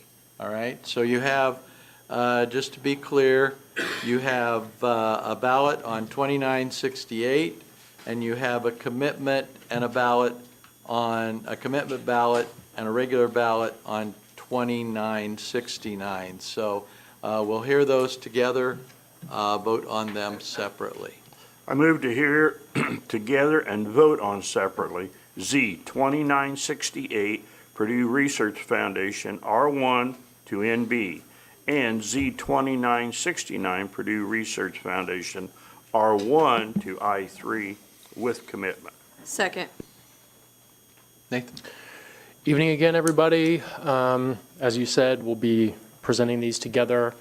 We're here at the corner of Calbert and I forgot it, North 100 West. The outlined areas are the NB request, and then the land just to the north of that, exclusive of the floodplain area, would be the I3 request. Bear with me here. That we've gotten some information since the staff report was published. So what I'm going to share is written, and it's in addition to the staff report. So Might take a minute here. The current area includes residential, commercial, office research, and industrial zoning. Recent rezoning activity in the area includes land directly to the north of the site, which was changed from R1 to R3 in 2023 for the Aviata multifamily subdivision. Further to the north, 5 rezone petitions have been filed for next month's meeting, actually, for a massive proposed mixed-density residential development area spanning nearly 350 acres. The 81 Comprehensive Plan provides the most recent land use study of this area, which calls for an agricultural future for the subject property with an industrial future immediately to the west across Yeager, the area that's already zoned I3. Since that time, this property and adjacent properties have been annexed by the city of West Lafayette, which subsequently removes them from the intended scope of the comprehensive plan. While current land uses in this area conform fairly well to the phased land use map of the comprehensive plan, development potential has certainly changed over the last 44 some odd years. An update for this area would prove valuable. As of now, all recent rezoning activity in this area has steered land use potential away from the originally recommended agricultural future and toward a combination of higher density residential and non-residential development zones. When staff originally published our staff report, we were not made aware of any specific development plans for any of the sites included within either rezone request. Since that time, the petitioner, PRF, has told us that the request for the 121.5 acre site, so the I3 rezone site, is intended for the proposed SK Hynix semiconductor facility, as the company finds this site more desirable than the original proposed location across Yeager, the one that's zoned I3. This kind of manufacturing facility is categorized as electronic and electrical equipment and components, except computer equipment, as per our unified zoning ordinance, which would be permitted in all industrial zones and the OR, or office research zone.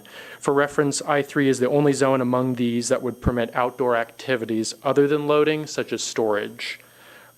As part of the I3 rezone request, petitioner is proposing commitments that would prohibit a lengthy list of high-intensity uses otherwise permitted in the I3 zone, such as confined feeding operations, heavy construction, petroleum refining, and similar uses. The NB request doesn't have any commitments. It's a bit more benign. Staff feels that the proposed commitments for the requested I3 zone effectively rule out many of the most problematic uses permitted by right in the I3 zone. Recent residential rezoning activity and development to the north indicate that further expansion of the I3 zoning in this area beyond this request, if approved, would be unlikely. The original industrial land use recommended adjacent to this property in the comprehensive plan, right over Yeager, has long been owned by Purdue or affiliated entities.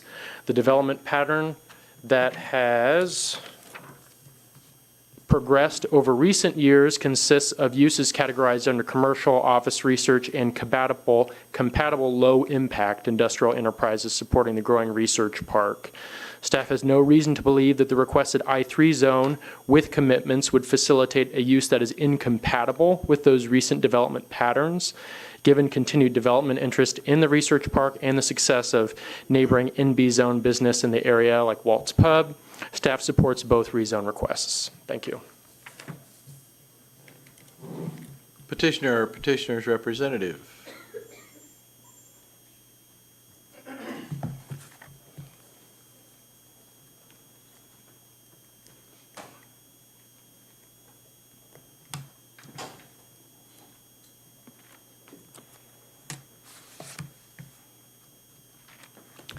Good evening. Chris Shellman of Gutwein Law, 250 Main Street, here on behalf of petitioner, Purdue Research Foundation. It's ultimately my honor today to present this opportunity for the community. It's the culmination of many years of hard work, effort, design, and development by the Purdue Research Foundation and the Purdue Research Park. But it's also the culmination of the efforts that many of you on this board have led in your government and your economic development opportunities to present this site, hopefully the next site for SK Hynix, to be located here in West Lafayette in Tippecanoe County. Why here, right? So ultimately it comes down to a real simple analysis. The site is the best site for SK Hynix. You'll see that it has both a natural and a designed buffer. And so let me explain that a little bit and walk you through. So Purdue Research Park doesn't design ordinary industrial parks, right? You drive by it, many probably didn't realize that there was an I-3 industrial park right next door to it. High-quality designs, and we can talk about what leads to all of that. But ultimately, they create a live, work, play environment that has office, retail, multifamily housing, residential housing. A lot of the neighborhoods around there were formerly parts of the research park. And together, it creates an environment that has all of these different research and technical and manufacturing components, but creates a great environment. So this is a companion rezone of the NB zone, which creates an immediate zoning buffer. In addition, there'll be a logistical buffer yard that's required from the I-3 zone request on top of the 400 or so feet north of Calbearer. Calbearer is an additional, 100 feet from the houses to the south. And then you have the actual logistics of the site plan and ultimate development that will not only be dictated by the zoning code, but ultimately by the strict restrictions that are in place by the Purdue Research Park and their covenants that will require approval of the site plan, the materials, everything about the ultimate development.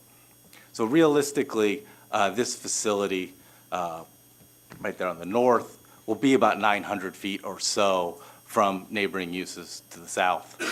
On the east side, we have a ditch and a floodplain that provides an additional natural buffer of several hundred feet from Salisbury.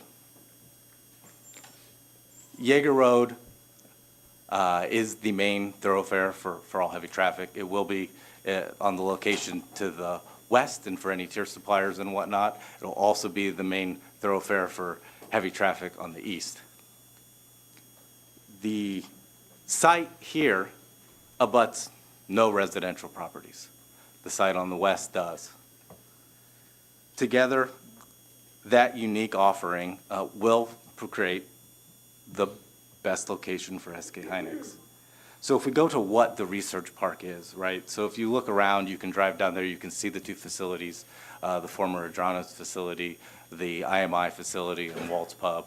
Go on, you'll see that there was childcare facility there, as well as other research and opportunities. There are very stringent restrictions that will govern this development. Consistent with that, PRF proactively worked with the APC staff and the city of West Lafayette to develop the commitments that were referenced earlier. We welcome these commitments because it's consistent with what we do, and it'll be easy for us to operate with them. Jeremy will walk through, more details a little bit in the history, but ultimately that's what it will provide. It'll be a very high-end, high-tech facility that will be operated consistent with all local rules, all federal and all state compliance. SK Hynix is also a key detail in this partner. They are a world-renowned company that holds themselves to higher standards than the bare minimum. We can talk about those in details later, but ultimately they will go above and beyond and want to become a good partner in our community. When we talk about this live, work, play combination, one of the prospective uses that they're in development with the Redevelopment Commission is locating a early child care center located on the eastern portion of the NB zone. That's for a lot of reasons. One, PRF knows that's a need, and it will ultimately be consistent with their model. There's no immediate user in mind for the NB to the west, but it'll be developed accordingly with the rest of the park. Together, we think these unique attributes, PRF's restrictive development requirements, the unique site which creates a natural and intended buffer which will provide significant landscaping, visual screening, and other separation from the neighbors, that ultimately will provide a great benefit for the community and an opportunity for the community. And we'd be happy to answer any specific questions as we get through that and provide a little more detail. Thank you. Thanks, Chris.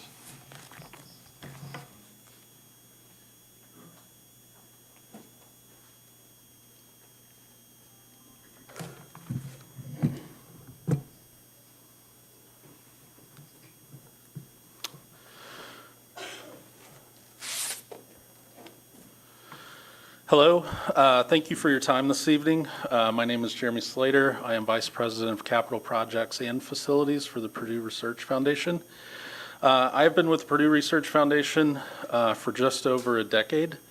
I'm fortunate to have called West Lafayette and Tippecanoe County my home for over the last 2 decades. I'd like to start first, as Chris talked about, would be the Purdue Research Park in West Lafayette, which is oddly the largest university-affiliated research park in the United States. If we kind of take a step back through history, looking back to the mid-90s, beyond some of the hog and cattle grazing fields, some of the Purdue dairy operations, a few buildings like Whirlpool, which is now the Ross Enterprise Center, Med Institute, there was not a lot of development that existed north of Cumberland Avenue. During that time, PRF's goal, which is still the case today, in partnership, I'll add, with Purdue, the city of West Lafayette, as well as Tippecanoe County, our goal is to create a world-class research park focused on innovation, technology, research, advanced manufacturing, economic development, ultimately to create high-paying and high-quality job opportunities for our community. We've also worked, there I am. Thought I lost my mic, sorry. We've also worked with the community, including the local school districts, to bring housing through partnerships, which ultimately have created neighborhoods such as Amberley Village, as well as University Farms. The remainder of that land was set aside to grow into what is today, which is a world-class research park that now has nearly 3,000 employees and over 300 companies. Companies which, just to name a few, are trying to feed the world through improved research, cancer research, there's medical devices, and a number of other technologies. We have strategically added work, live, play developments like restaurants, multifamily apartments, childcare centers, multiple childcare centers, city services like fire stations, and have participated in public trail infrastructure that makes our community so great.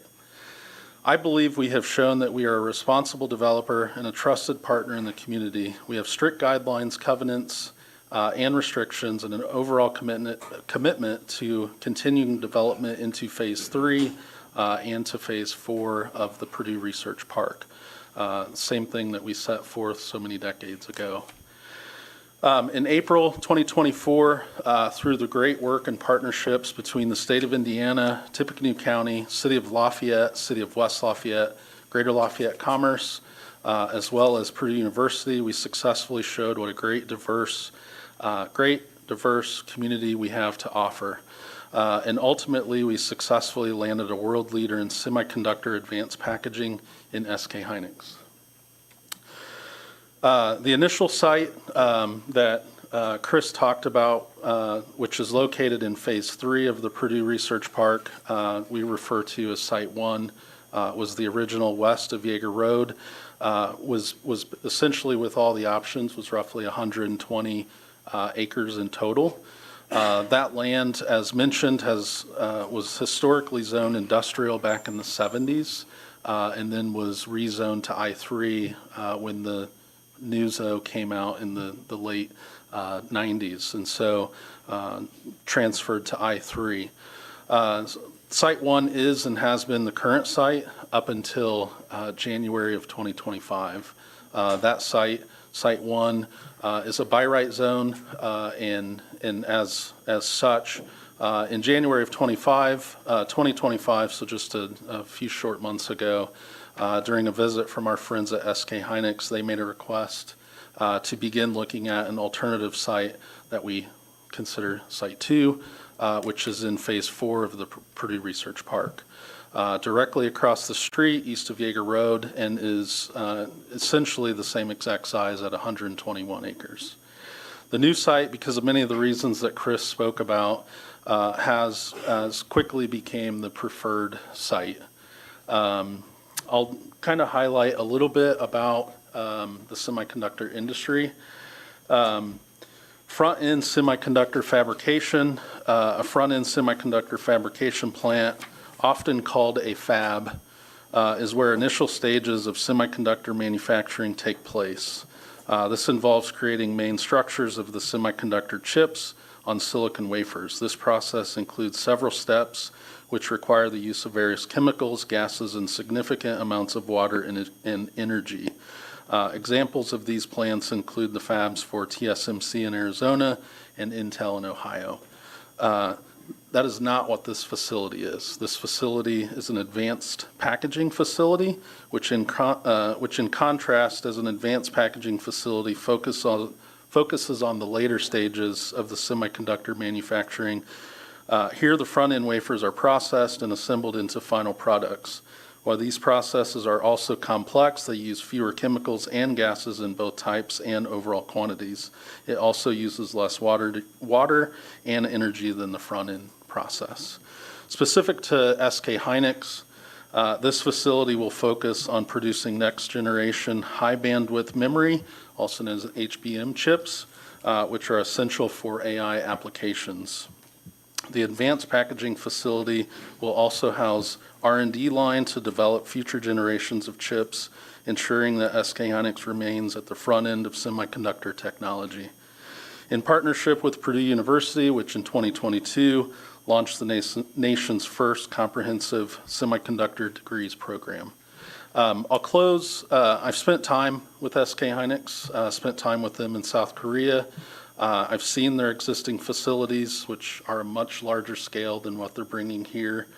I know how they build to the highest quality and standards. They are excited to be a part of our community, and they are committed to being good partners and neighbors. Thank you. Thank you, Jeremy.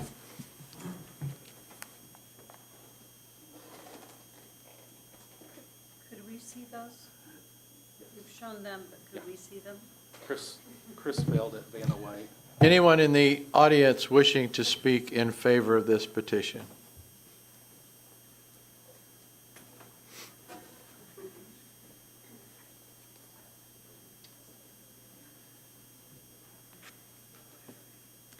Good afternoon. Jennifer Van Sciver, City of West Lafayette, Director of Development.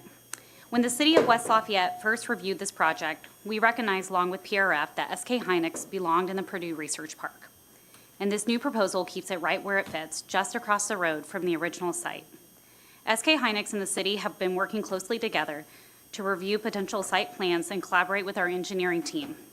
We've requested updated traffic studies to ensure safe, efficient travel routes. In partnership with the county, we're reviewing our north and south connections and actively exploring a critical east-west connector road. These infrastructure improvements will not only benefit SK Hynix, but will also support the hundreds, potentially thousands, of new homes planned to the north and east.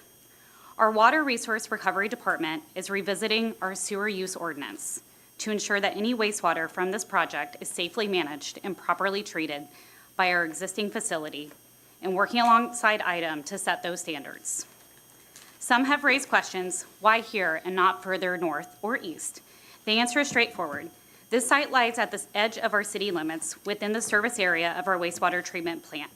To move forward responsibly, the project must remain within our established sewer service area. This rezone proposal is about planning for smart, sustainable growth, keeping SK Hynix in the research park, enhancing infrastructure, distancing the facility from immediate adjacent neighboring housing, preserving extensive I-3 buffer zones as required by the I-3 zone, and preparing for the future of our community. Thank you. Thank you. Anyone else wishing to speak in favor? Anyone wishing to speak in opposition? Grabbing my laptop, sir. Excuse me, sir. I'm going to be kind of brief. My name's John Burgett.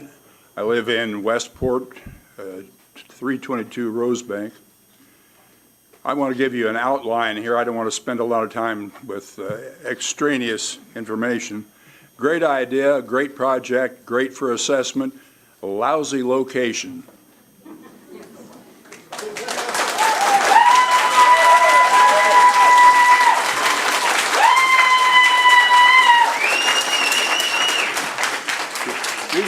want to be out of here before May, okay? They advertise that this is a convenient, accessible for workforce, semi-truck traffic with access to I-65 just minutes away. Well, let's look at that.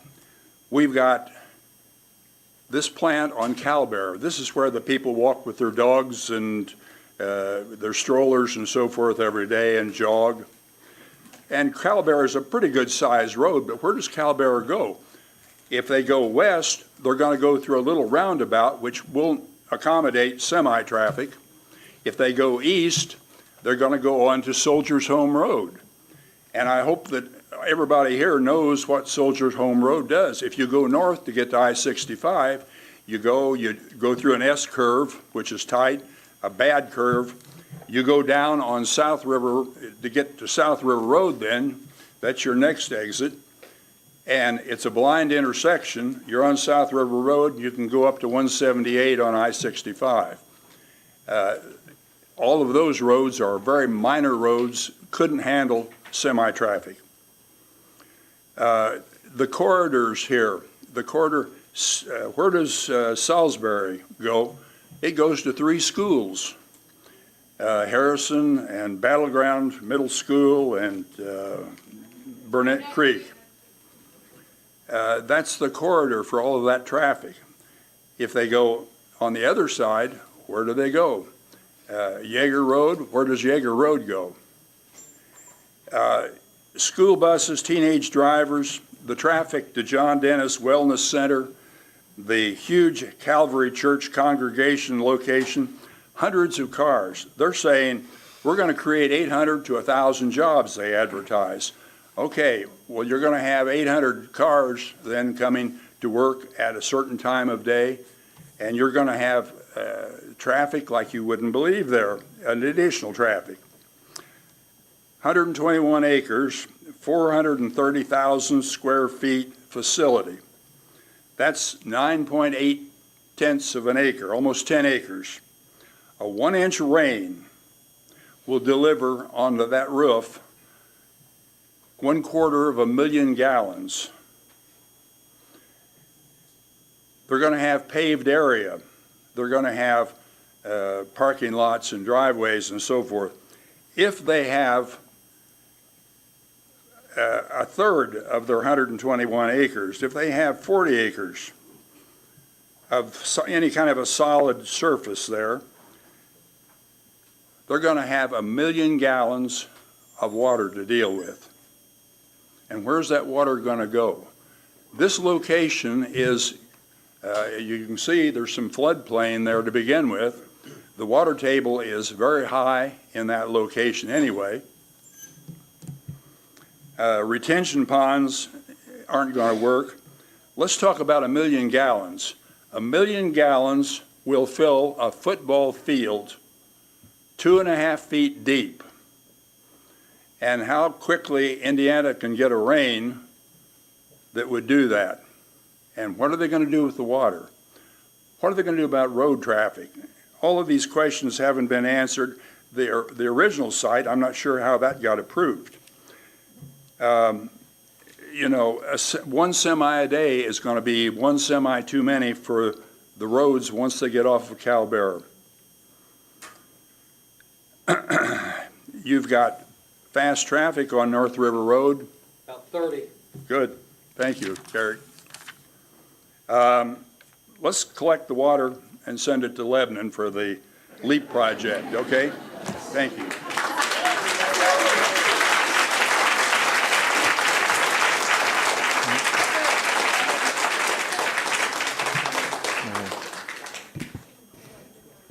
If you could please remember to sign in after you speak, that would be much appreciated. Thank you. Good evening. My name is Vijay Raghunathan. I live on 3417 Cinnabar Street. I serve as Purdue's Vice President for Global Partnerships, and this deal is Purdue's biggest global partnership, and yet here I stand. My colleague Jeremy spoke about the Semiconductors Initiative at Purdue and the Semiconductor Degrees Program. I founded the Semiconductor Degrees Program with our president, Meng Chang. I serve currently on the Presidential Task Force on Semiconductors, which is our SWAT team focused on building Purdue's semiconductors in the Semiconductors at Purdue initiative, reporting directly to the president. And I know there are several others in this room who also serve on the President's Task Force on Semiconductors. I'm a professor of electrical and computer engineering at Purdue and have been for 2 decades working on chips and semiconductors. So I also want to clarify that my comments here are in my individual capacity as a subject matter expert. I wanted to start by first clarifying a few facts and perhaps debunking a few myths. I've heard this being repeated over and over again, that this is a facility, this is a packaging facility, and this is not a fab, and so therefore, somehow, it is less concerning. As a subject matter expert, I can assure you, nothing is further from the truth. This is an advanced packaging facility, not just any packaging facility, producing, as the petitioner said, something called high bandwidth memory, which is one of the most complex type of semiconductor chip in the world today that stacks multiple silicon dies together to create essentially a 3D superchip. The processing steps involved in doing this are every bit as involved and complex and intricate as manufacturing semiconductor silicon dies, including processes of what are called CVD, chemical vapor deposition, physical vapor deposition, CMP, etching, and many, many more. These processing steps use several dozens of extremely hazardous chemicals, poisonous gases, metals. So there will be storage tanks and containers of these chemicals stored on site, and the waste processed will again be put back into tanks, stored there, and in many cases will have to be taken away. The second thing I'd like to place on record here is I've also heard repeatedly about this list of commitments that the petitioner is placing on record. I will humbly submit to this commission that as far as I am concerned, in my individual opinion, this list of commitments is meaningless.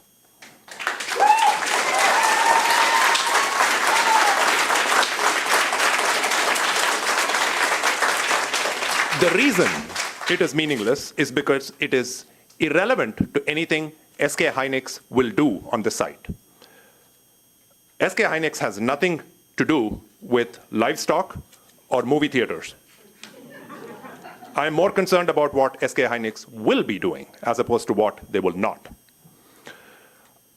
Next point is, I'm not sure how many of you have ever seen a semiconductor fab being constructed or built. I have. There is a huge, huge deep pit which is dug to lay a vibration-resistant concrete slab deep down as a foundation, on top of which multiple layers, the utility layer, the subfab, the fab, and then a layer on top go. I want to point out that the land that's being considered is farmland, and there's been fertilizer applied to that for many, many years.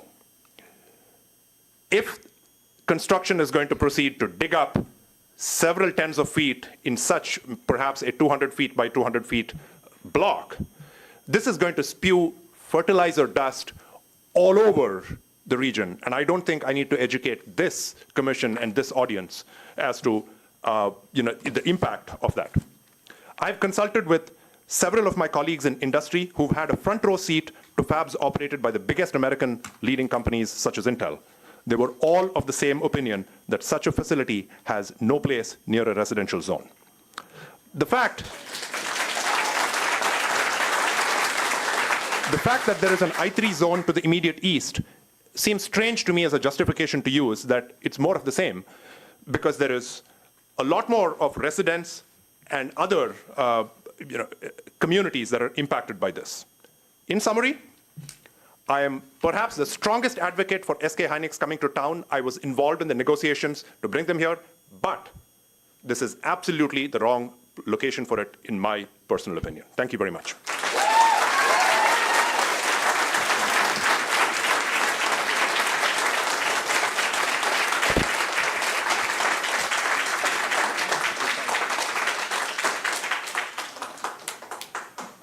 Good evening. My name is Tilman Kubis. I am living in 3229 Edgerton Street in West Lafayette, Indiana. So that's an Emberley village, very close to this plant facility. Similar to Vijay, I am a faculty at Purdue Electrical and Computer Engineering. I'm working as a semiconductor engineer. I'm an inventor, educator, and researcher. And as such, I'm thrilled to have SK Hynix come to Greater Lafayette. Of course, again, similar to Vijay, I'm speaking out of my own personal opinion, not for Purdue by any means, just as a subject matter experts again. So I would like to second what Vijay just said, but in addition, I'd like to highlight one danger point of those chemicals. They're not just chemicals, they're highly combustible. And unfortunately, 15 years ago, while I was still working in Germany, in a research facility there of much smaller scale than what is planned here, I had witnessed a fire breaking out. It was an incorrectly installed valve. Some, overworked worker installed it just the wrong way. The fire was soon out of control. We had to evacuate not just the building, but the vicinity around it. Again, for an installation, there was maybe 10%, maybe 5% of what we're talking here. The problem is with these many hundreds of chemicals that are usually used there, when you have a fire breaking out, you have lots of chemical reactions happening. And the big concern at that time in Munich, or north of Munich, as far away from populated areas as possible, by the way, several miles away, was that there is chemical gases produced that would have been used or have been used in the First World War as chemical warfare. So this was very, very serious. The people were literally running away as far as they could until special trained firefighters started to assess the situation. So now we are talking about these chemicals getting shipped regularly with big tanks to this facility, where also our school buses are going. I don't see how you can have a mitigation plan for a catastrophe. Of course, SK Hynix is a highly professional company. They will do their best. But accidents happen over the course of decades. This institute I worked with, they have been there for 30 years. It was the only time this happened, but still it happened. So if you have a cloud of highly poisonous and toxic gases running through neighborhoods, it's very different than when the neighborhood is several miles away. It makes it all much easier. Other chemicals that are there that are not as toxic, immediately toxic, are forever chemicals that are used in the etching process. You might have heard them in public media. We are just understanding the implications and the health effects of forever chemicals. We are not talking about cleaning them up or containing them. So when a fire breaks out, these chemicals are usually given in powder form. You have them everywhere, just like dust. Again, I would really hope we can find a different place, very nearby Purdue, of course, maybe near the airport. I believe this is West Lafayette area. As far as I can give suggestions, it's not up to you, of course, to decide that. But please make this decision consciously. It will affect our neighborhood and this town for the next decades. I think that's all I have. Thank you so much.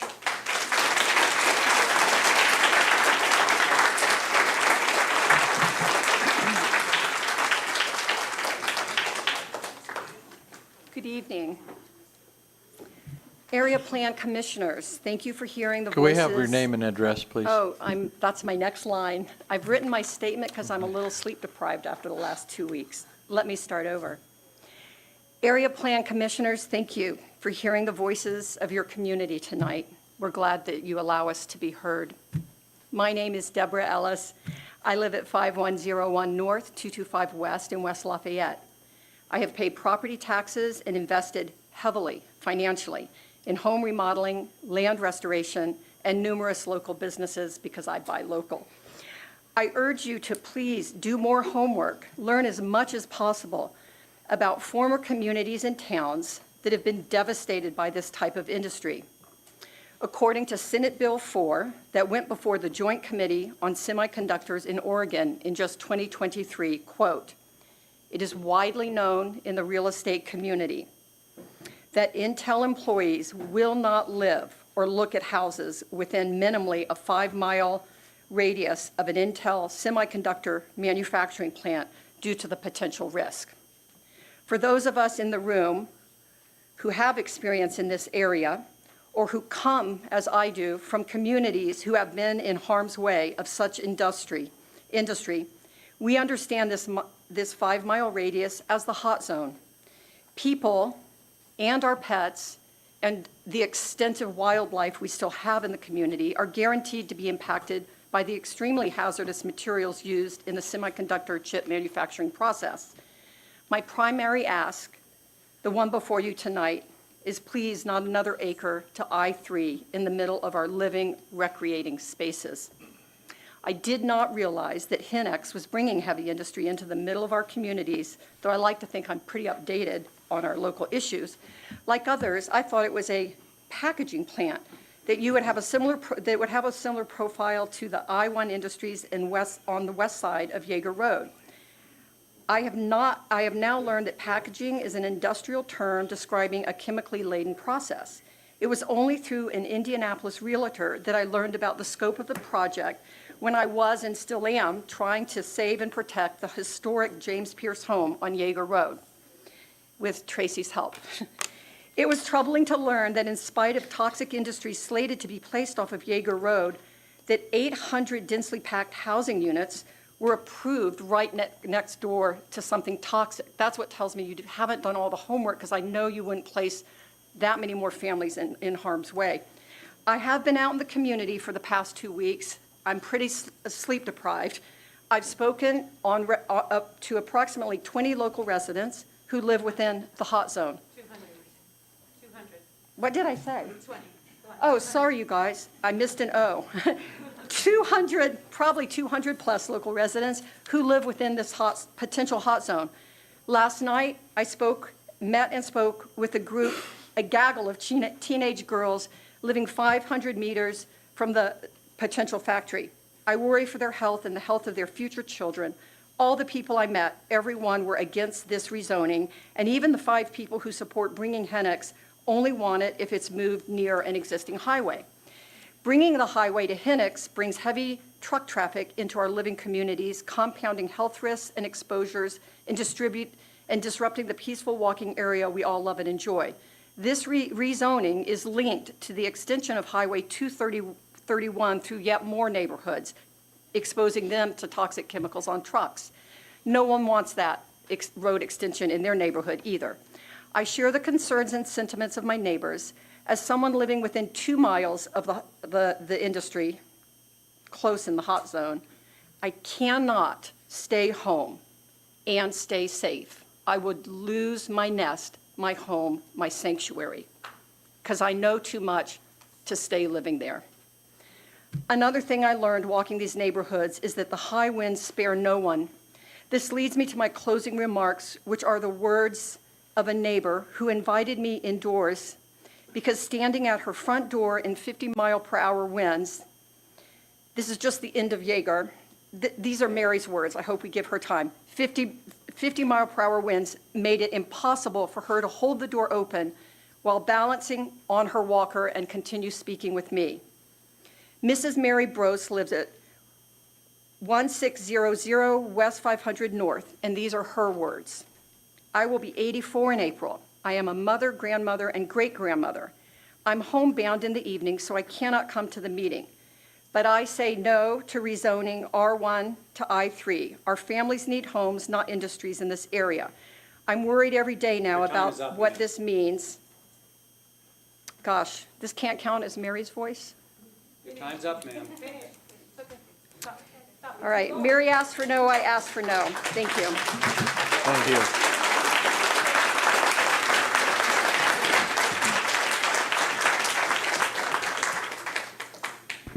Hi, my name is Riti Roy, and she could have taken some of my time because I won't take 5 minutes at all. I'm a resident of University Farms, 720 Warwick Street. I've been in University Farms for the last 25 years, and I call West Lafayette my home. I am not a scientist, so I can't tell you many scientific data, but I'm an avid reader, so I've been reading up on what can happen if a chip fab is near your house in a residential area. So there's a report actually from Albuquerque where Intel has a fab, and they believe So as some of the scientists said, they use hundreds of toxic chemicals to build these chip fabs. And there's only one toxic chemical I'm talking about. I might not say the name properly, but this particular toxic chemical, after it gives people fatal lung disease called pulmonary fibrosis after it's burned by thermal oxidizers and released into the air. It turns into crystalline silica, and crystalline silica can scar lung tissues when breathed, causing chronic and acute lung disease that can lead to shortness of breath, weakness, weight loss, and death. So it is carcinogenic. I am a recent breast cancer survivor. I don't want to add lung cancer survivor to my list. So please stop this. This is not the location for this kind of a fab facility. There is enough land that we own or the city can decide on, but don't do this to your citizens who are supporting you. Thank you. Thank you.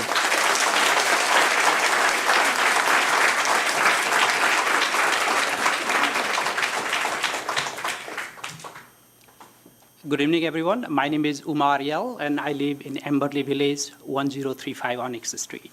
And I'm a representative for the Homeowners Association in Emberley Village. And by profession, I'm a researcher, and I'm an associate professor at Purdue. So here, first, let me emphasize that we're not against the SK Hynix coming to our community and helping to build our community here. So everybody, all the experts have spoken about the facts, but I'm not a semiconductor researcher. I'm more like the biochemist in molecular biology. So I did some research, what the advanced manufacturing is all about. So if you have not done, I will sincerely recommend you go and please try to read some of the papers that have been published in the last 20 years. Let me start first going to a paper that I think it came in 1979. It was from California. So that's a US National Institute of Occupational Safety and Health. And they did a research, and it was in 1980, not 1979. In the area where there is a the industry in Sunnyvale, California, there were the high incidence of cancer. So that was the report in 1980, and that has been published. And then after 1 year, they found in the Fairchild semiconductor area, their water was contaminated. So that's after 1 year. So then let's come to 1990 in Taiwan, that similar groundwater contamination happened in the neighborhood where these semiconductors, these industries were built. Now the SK Hynix, I heard they have a very good reputation. I agree, I have not worked with them, but in 2009, there is an investigator in South Korea. He was given the permission to study multiple semiconductor industries there. This is the report in 2009. So this is a pretty old report. And he listed, listen this me carefully, he listed 424 chemical precursors in one industry has been used. There are 424 chemicals. These are what we call the precursor. When you say precursor, you can use them to produce multiple chemicals, correct? So there were 509 chemicals he was able to list from one industry there, one semiconductor industry. Of those, you'll be surprised, only 10% they are monitoring. So we're talking about 50 chemicals, but still we don't know about 149 chemicals, what is their impact on the environment, on the health of the human being. So in the packaging industry, the chlorine is a chemical, there's a chlorine gas. So before I moved to Purdue 10 years, 12 years before, I have been here for 12 years, I used to study the sarin gas attack. You might have heard in Japan in 1990, there was a subway attack. So that is the sarin gas. It's one of the form of the chlorine gas.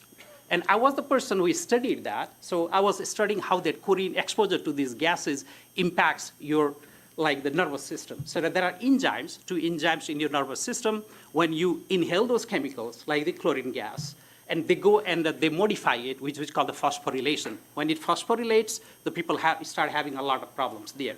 So there are 424 precursors chemicals this industry is using. and still we don't know about like the 90% how they're impacting our environment. And let's come back to, I'm also an environmentalist, and I read an article in Journal and Courier, I don't know how many of you have read, one of my friends forwarded it to me. This industry requires 2.2 million gallon. So you just heard what is the 1 million gallon of water volume means, yes? In that Journal and Courier, it has reported 2.2 million gallon of water. Where this water is coming from? And I keep on hearing that they will drain the water and they will dispose much more cleaner water. The answer is no. So when you take the water from Wabash River or from any water bodies, you're not only taking water, it's not water only, it's the diversity. There are lots of like our fish are there, our algae are there, there's a huge diversity. We are pumping those diversity out and you are throwing you just clean up every diversity and you are dumping somewhere else. Our watershed in this area, in the whole region in Indiana survives in this Wabash River. So you are also destroying the habitat, the diversity, and the watershed there. So I would like you to consider these all facts carefully before you make your decision. Thank you so much. Thank you.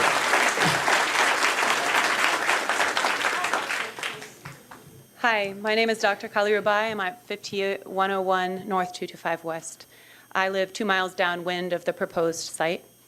I'm a professor at Purdue where I teach public health and anthropology, and I also run a research program documenting the health impacts of military industries. So I've spent a lot of time working with veterans and civilians who've been exposed to military burn pits in Iraq and Guam.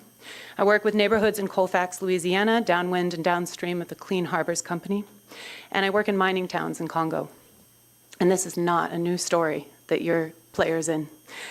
A common pattern in these communities, and hopefully not ours, is that we see clusters of cancer, birth anomalies, chronic headaches, and neurological issues. And the pattern is that heavy industry is placed too close to people's homes because representatives were too quick to make exceptions, rezone, or deregulate. In towns where that happens, where governments don't carefully plan their development with long-term, informed, and empowered foresight, those leaders end up rapidly facilitating the destruction of the environment, triggering brain drain, and making people very sick. Please do not be gullible. It always begins with promises and reassurance and evasion, phrases like a small footprint or the intention is to move, not expand, though I'll note there's no plan to rezone R1 if there is a move planned. And then the roads go in for connecting to highways, bringing air pollution, noise, and the cutting down of trees. And then the coughing and headaches begin, days when going to the park is unsafe. And then finally, it has an ultimate cost to our children when they become adults. And major medical bills for cancer treatment start to flood the houses. Relying on a company's goodwill and over the governance capacity of institutions like this one does not protect the people. We need environmental impact reports, informed decision-making, transparencies, trees, toxin monitoring, smog regulations. But there's a lot of talk about commitments, and those are important minimums that we should, of course, always expect. One thing is true of all industrial zoning, especially expanded industrial zoning. There is just no workaround to overcome proximity. Proximity is an insurmountable barrier.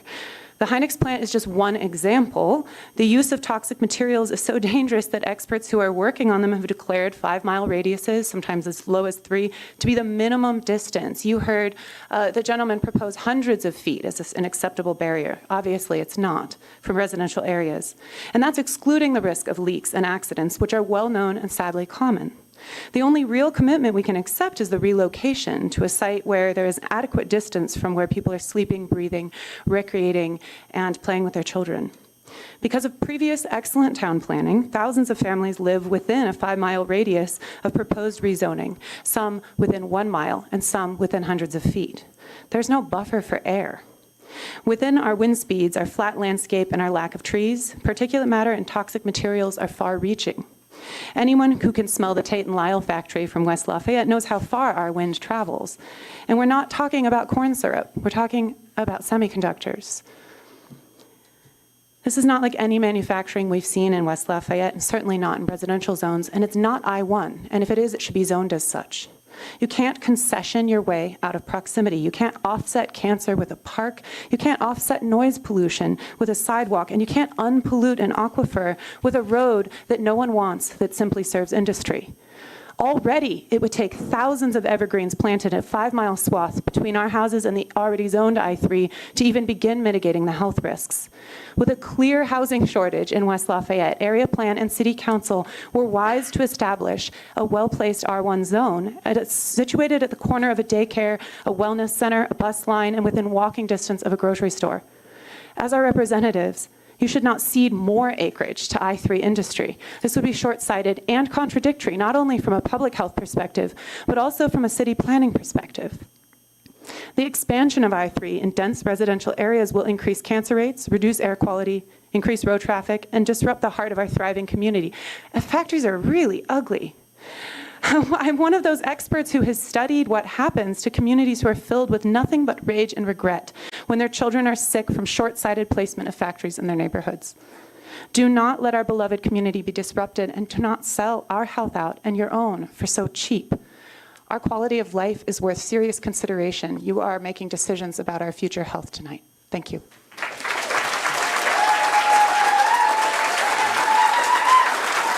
Thank you.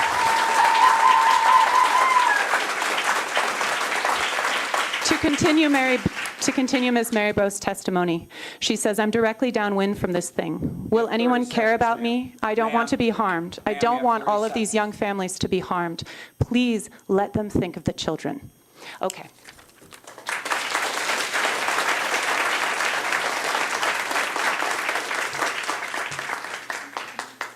Hi, everybody. My name is Manish. I live on 3124 Covington Street in U Farms. So I was not planning to speak, so I'll go faster. So I have a list of petition which we forwarded earlier. At that time, we only had shown 80 signatures. In 13 days, we have collected about 1,000 signatures, and that is when we have not been able to reach everybody in the area. And this place would be more full if it was in the spring break, so we are only like 5% of the people who wanted to come in. I have about 7 pages from 1,000 people written here. I don't have enough time, I guess. So I can submit it, or you guys can enter it. I'll do it after my time ends. I had written my own speech, but I heard many people, so I cut down my points. So first of all, I work as a physical therapist in the nursing homes. And about 15 years ago, I was talking to this 90-year-old gentleman, and I asked, why would they make Caterpillar, Tate and Lyle in the middle of the city? He looked at me, he laughed. He said, son, they were out in the middle of nowhere. At that time, people did not know we would have to make houses around it. Today, we are making one in the middle of the houses. So I don't know how smart we are, but it doesn't seem like it. He won't think so. Other than that, I heard about being the friends of Hynix and Arizona and being the best industry in the world. California is the R&D capital of semiconductors. Why don't they have the factories? Why do we have to be the manufacturers? Why can't Purdue work on being the brain and R&D of the technology rather than the factory workers of the technology, and bring all the chemicals to this town? Secondly, I would say, so we have heard of Great Smog of London. We have probably heard about Beijing pollution. I have seen Delhi pollution. When the flight lands, you don't know if you have landed or you are still in the clouds. So if you guys want to live in that neighborhood, please let all the industries come to this town. We'll be happy together. Other than that, I have multiple points, but a lot of people have said those already. But another point I had was so they were talking about Purdue Research Foundation, Purdue Research Park. I think 90% of the people here, they work at Purdue Research Park. And we are all still here fighting against development of this factory around that area.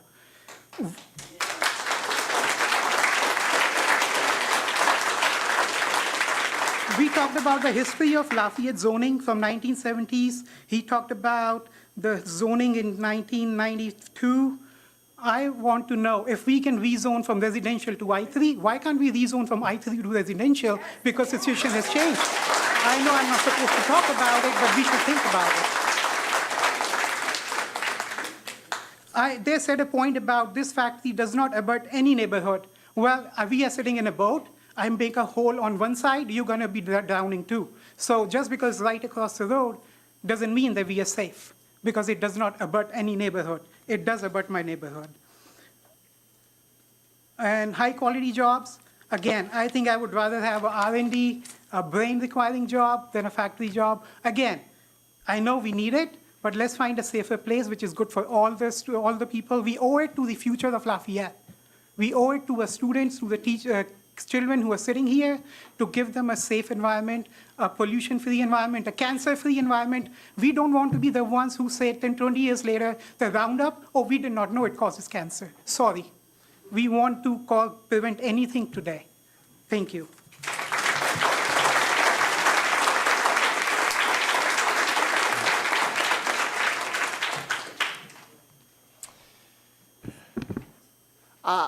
Hello. My name is Chong Xiang, 3382 Putnam Street. Good evening, members of the council, fellow community members, and members of the press. So I would like to piggyback on my Purdue colleagues as a subject matter expert. At Purdue, I'm professor of economics, and one of the areas of research I do is the economics of health. And I'll zoom in on one specific source of air pollution, the concentration of PM 2.5 particles. This concentration in West Lafayette is 7.5 micrograms per cubic meter, below the national average of 10. Suppose we consider the scenario in which the new factory increases the PM 2.5 concentration to the national average, just for the immediate neighborhood. Okay? How bad can this be? Now, the scenario is reasonable given the close proximity of the new factory to residential areas. And I also know that in the immediate neighborhood, we have 3 nursing homes: Westminster Village, Cumberland Point, and Green Tree. According to economic research published in 2019 in the American Economic Review, one of the best journals in economics, even a small increase in the PM 2.5 concentration by 1 microgram per cubic meter during a short period of time of a single day leads to significant increases in the mortality of the elderly population, meaning aged 65 years or older. The finding from this study, together with reasonable estimate of the population of the elderly in the immediate neighborhood, leads me to the following unfortunate conclusion. The new factory will lead to 1 extra death per year among the elderly in the immediate neighborhood. Now, to be clear, this is just one specific source of air pollution for one specific vulnerable group in the population. Once we consider other sources of air pollution, such as fertilizer dust, once we consider other sources of pollution, such as toxic chemicals, once we consider other vulnerable groups in the population, such as young children and cancer survivors, how many extra deaths are we going to suffer in this community every year? And how many extra cases of sickness are we going to suffer in this community every year? In closing, I urge you to think about the following question. Do we really want the immediate neighborhood to suffer and to sacrifice, given that there's plenty of land far away from the residential areas? If your answer is the same as mine, I urge you to please vote no. Thank you.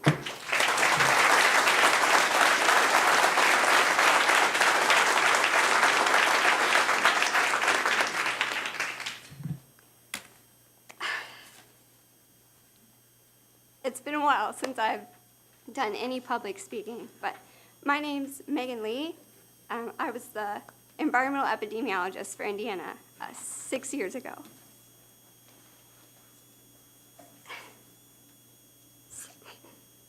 This is very personal. I have 3 children under the age of 6. and I'm a breastfeeding mother.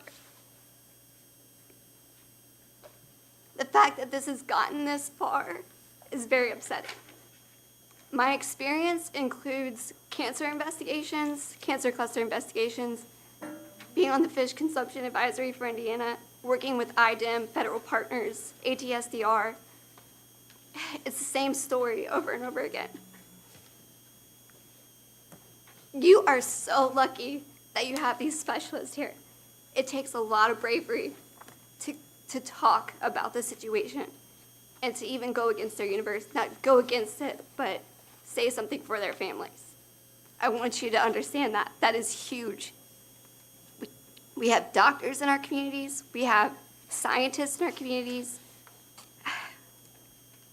I mean, we have a lot of wonderful people, and we're all raising our families here. And I want to give you some background on why I am so concerned. So as the environmental epidemiologist, I worked on the East Chicago lead smelter. I analyzed that data. Those kids were disproportionately affected by lead. I did the surveillance for the childhood lead program for the state of Indiana. I've seen a lot and I've done a lot, and I have a lot of good partners. And my experience has given me the ability to look at the situation and figure out how to investigate environmental concerns. I am also here as a mother, and my children they are going to school within 1 mile to 2 miles of this facility. We live in University Farms. I'm at 3300 Elkhart Street. This buffer zone does not matter. Our drinking water is going to be affected if they don't do this properly. Not only am I concerned about the toxins such as VOCs, what they've talked about is acute exposures. If there's an incident that happens, I'm concerned about chronic exposures. We're talking about small exposures over time. And the most susceptible people are our children. Their bodies, they eat, they drink, and they breathe more than we do. So when you talk about a canary in the mine shaft, they will be the canary in the mine shaft. The EPA clearly states the known health effects as reproductive effects, developmental effects or delays in children, increased risk of cancer, reduced ability of the body's immune system to fight infections, including reduced vaccine response, interference with body's natural hormones, and increased cholesterol level risk of obesity. These are just the known PFAS compounds that we understand. There are thousands of PFAS compounds with varying health effects, and only a few have been studied. The chemical compounds are always being changed and making it hard to follow over time. This facility will have a research and development component to it as well, so we don't know what compounds, so all they have to do is change one element and it creates a new compound. So it's impossible to kind of follow that over time. Children and pregnant women are the most susceptible to environmental toxins due to their stage of development and the amount of water, food, and air they consume per body weight. Pregnant women who drink much more water compared to their counterparts, putting them at more at risk. Children are also exposed in utero and through breast milk. The emissions of PFAS are not regulated. So even if they follow the environmental permitting to a T, there is still plenty of toxins that are not regulated that we will be exposed to, just so you understand. Among the chemicals that are regulated, these type of facilities have a history of non-compliance. There are currently 1,191 active locations classified as semiconductor plants and related device management. 27% violated discharge regulations in a 3-year period. 10% violated federal regulations in that same 3-year period. If they follow everything to a T, you're still talking about exposures. We're talking about our communities able to actually garden in their backyards. About 10 seconds. Okay, our communities, okay, so I want to mention also, this type of facility under the current CHIP Act, they do not have to do an environmental review.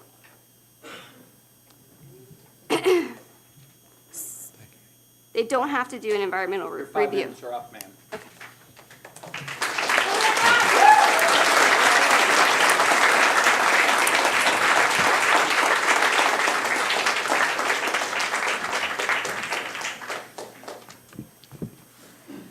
Good evening. My name is Sean Sasser. I live at 112 Tamiami Trail, West Lafayette, Indiana. I've lived at Tamiami Trail for 4 years and in West Lafayette for 5 years, and I grew up in this town. I'm a disabled veteran, and I vote religiously. For 30 years, I was an occupational health and safety specialist. For 13 of those years, I worked for Cal OSHA, and for 7 of those years, I specialized in heavy industry. I have received extensive training in industries that use a number of the chemicals that are going to be here.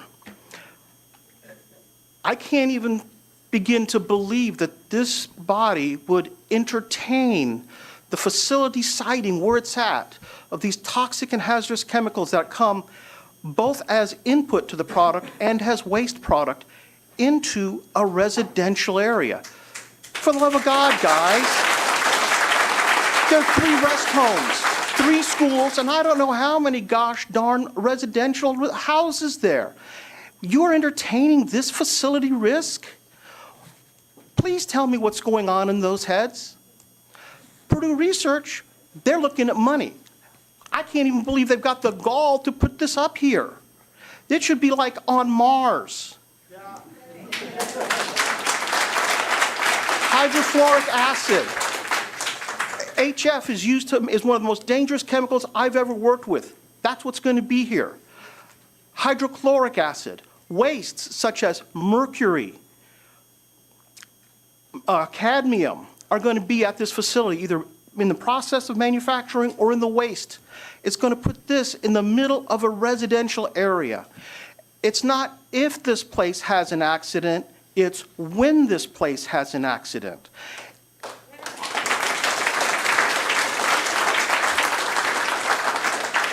And trust me, it's not going to stay confined to the property line. It's going to go out in the community, and it's going to be a mess. I say not only no, but hell no.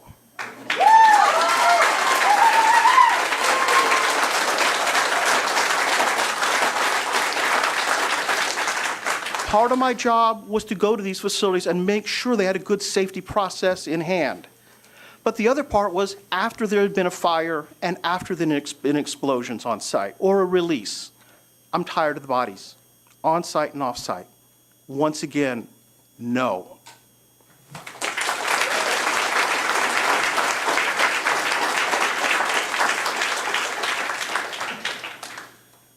Good evening, everybody. I'm George Lyle from 104 Mohican Court in West Lafayette, and I didn't initially intend to get up and talk today. I came to learn, I came to listen, I came to hear from some experts and hopefully get my mind changed. And it has. I think this is a bad idea. Like the gentleman that spoke before me, I work in risk management. And I am not one of those people that's always hesitant to approve development because, in fact, everyone in here has an electronic device, and I would wager at least a third of them have an SK Hynix chip in it right now. We do need the jobs. We do need the development. It just can't be here. Thank you.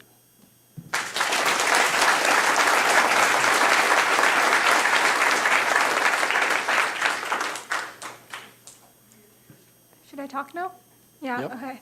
Hi, my name is Krisha Saha. I live at 1038 Roxborough Street, and I'm a student in biology at Purdue University. A lot of people have spoken about the health impacts of this proposed facility, so I would like to talk about the location around it. First of all, there's a wellness center in the residential area right across from where the semiconductor plant is supposed to be. And this wellness center is run by the city of West Lafayette. Why would you build a wellness center right across from a proposed factory? It makes no sense. In addition, there are neighborhoods nearby, such as Amberley Village, University Farms, a lot of other areas. There are soccer fields. This is simply not a good location for this facility to be built. I know there are people on the area planning committee who live in University Farms and other nearby areas. Their families are not exempt from being affected by this. Everybody will be affected. In addition, West Lafayette as a city is quite small. The main Purdue campus is within a 5-mile radius of this proposed facility. So the main Purdue campus will be affected as well. If there is airborne contamination and water contamination, it will affect the main Purdue campus, and it could create a cancer cluster in students who are attending. How would this affect the reputation of West Lafayette and of Purdue University? What would happen to the reputation of this town if 20 years later it comes out that there's a massive cancer cluster in the city of West Lafayette in the heart of Purdue University? And it is because this factory was approved by a committee despite knowing the health repercussions. I support the CHIPS Act and I support SK Hynix, but this facility cannot be built in a residential area because the health impacts have to be mitigated. And the damage to the reputation that this will cause to West Lafayette and to Purdue University is irreparable. It cannot be changed. You cannot go back. Once there's a cancer cluster, once there's disease, once there's contamination, you cannot go back. This is the only chance to stop this from happening. There are industrial corridors in West Lafayette or Lafayette where this plant can be built, where it can be properly regulated away from residential areas. You cannot build it next to a wellness center. You cannot build it next to a residential area. You cannot build it in an area where there are children going to school because the health repercussions and the impact that this will have on this community, you cannot go back. You cannot repair it. Thank you very much.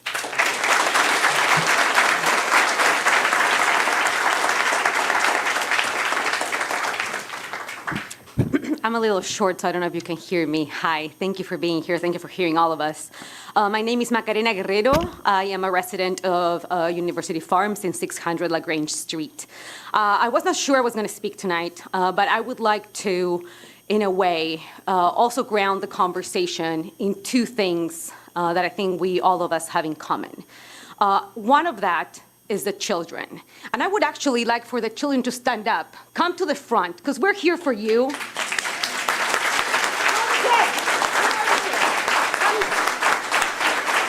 Let the kids come in front. Come to the front. Come to the front.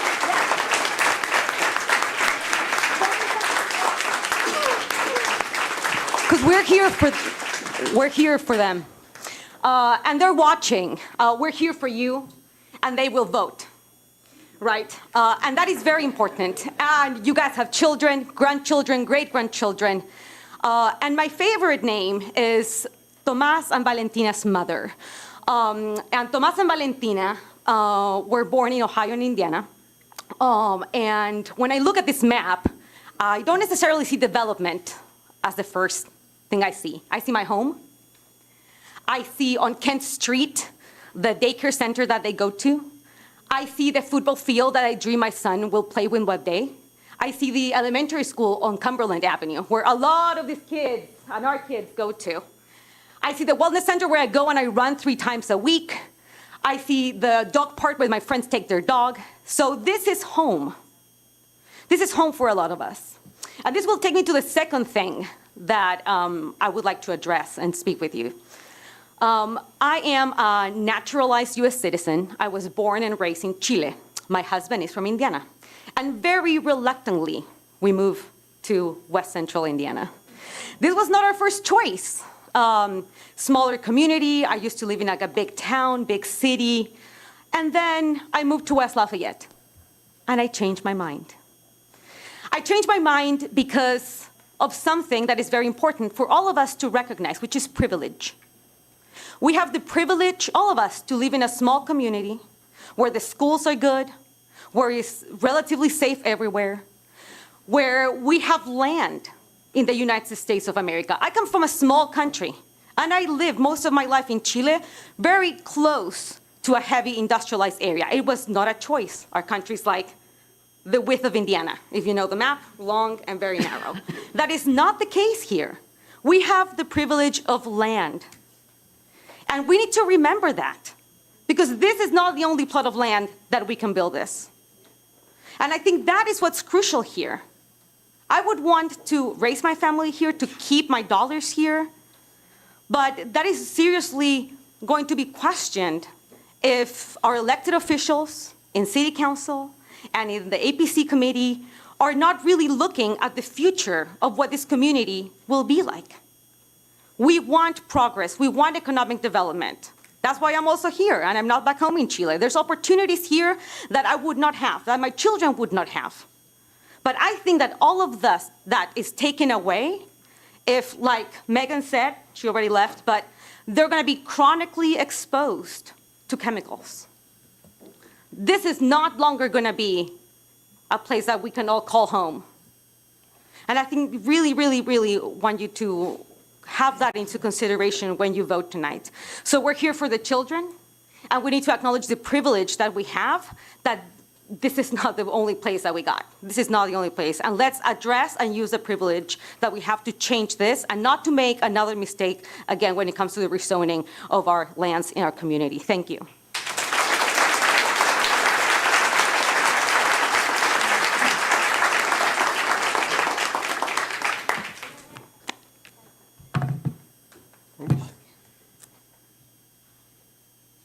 Good evening, everyone. My name is Alexander Cimbaluk. I'm a faculty professor at Purdue. So I came to West Lafayette 5 years ago. I lived on the Lafayette side for 4 years while looking where to buy property and if I get a tenure. So this year I got a tenure and I was doing a lot of research which neighborhood is the best, which is the quietest.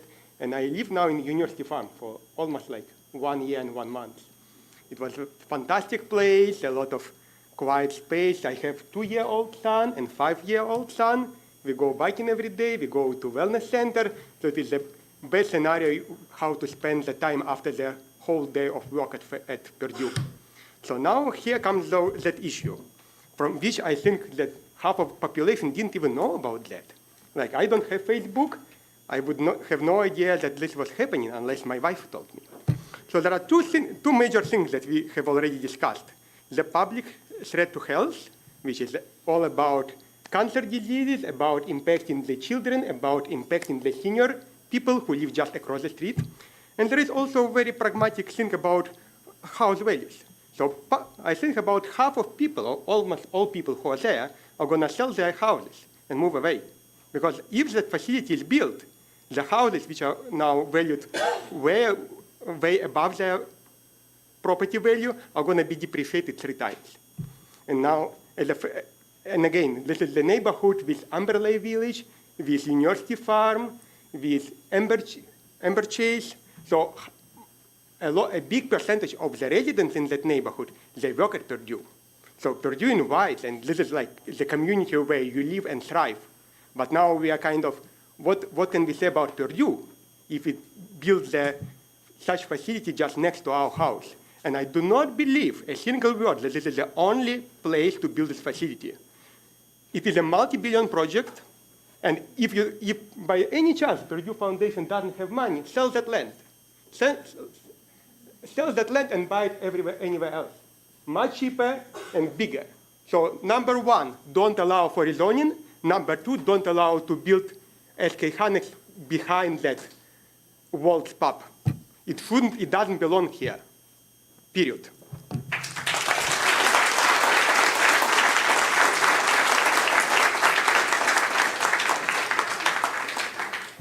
Good evening. I'm Dawn Johnston. I live at 5141 Gardenia Court in West Lafayette. I was also not intending to speak tonight. I thank the previous speakers who have really been amazing, and I've learned a lot. I just wanted to say that I've lived here for 21 years today. And I came kicking and screaming from Michigan with my husband, who had a job at Purdue, and we have had an amazing time here, raised our kids here, have had wonderful experiences in the schools, made great friends. This has been kind of shocking. I'm just astounded. From what I understood initially was this was sort of a benign sounding little project, not little, but as previous speakers have spoken about more eloquently, but what type of process we were talking about now, all of a sudden we're talking about toxic chemicals, heavy metals, all these things. I don't know if any environmental impact assessments or studies have been done. A previous speaker said that under the CHIPS Act that is not required. I don't know if that's true or not. So I won't expand on that. Like I said, the previous speakers have done that amazingly well.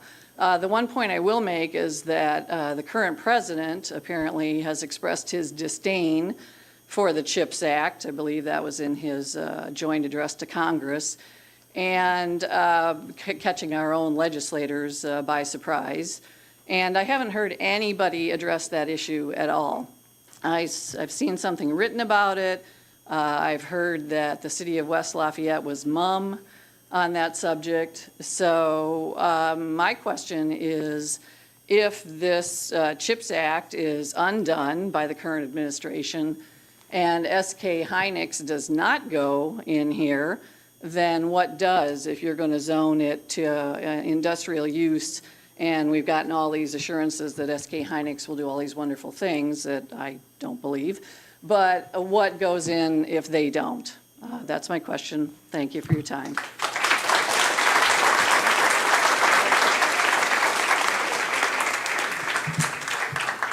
Good evening. My name is Xiaoming Qian. I live in 3314 Crawford Street, which is located in University Farm. First, I would like to say housing shortage has been a very hot topic. It has talked about around the community and have already had a negative impact on Purdue recruitment. So it's a bottleneck now. And since this area has already been zoned as residential, why we now resume it to heavy industrial? We didn't have anything to replace that place. We actually need more space for housing. So I believe this is a bad place for anything but housing. And secondly, I would like to mention that I'm a first-generation immigrant. I come here because I share the same value, the Middle West value, taking care of your family, hardworking, taking care of your neighbors and the people around you. I really like this value. That's why I'm here. I have been lived in West Lafayette for about 10 years. This is a place I call it home, the home for me and for my kids and for my family. I don't want my kids to play around just across the street of an heavy industrial area. I don't want myself, maybe you, live in this area just across the street of a heavy industrial zone. And today, I have the hope for this system. That's why I come here to speak out. I beg you, taking care of your citizens and neighbors, and I have faith in you to vote no. Thank you.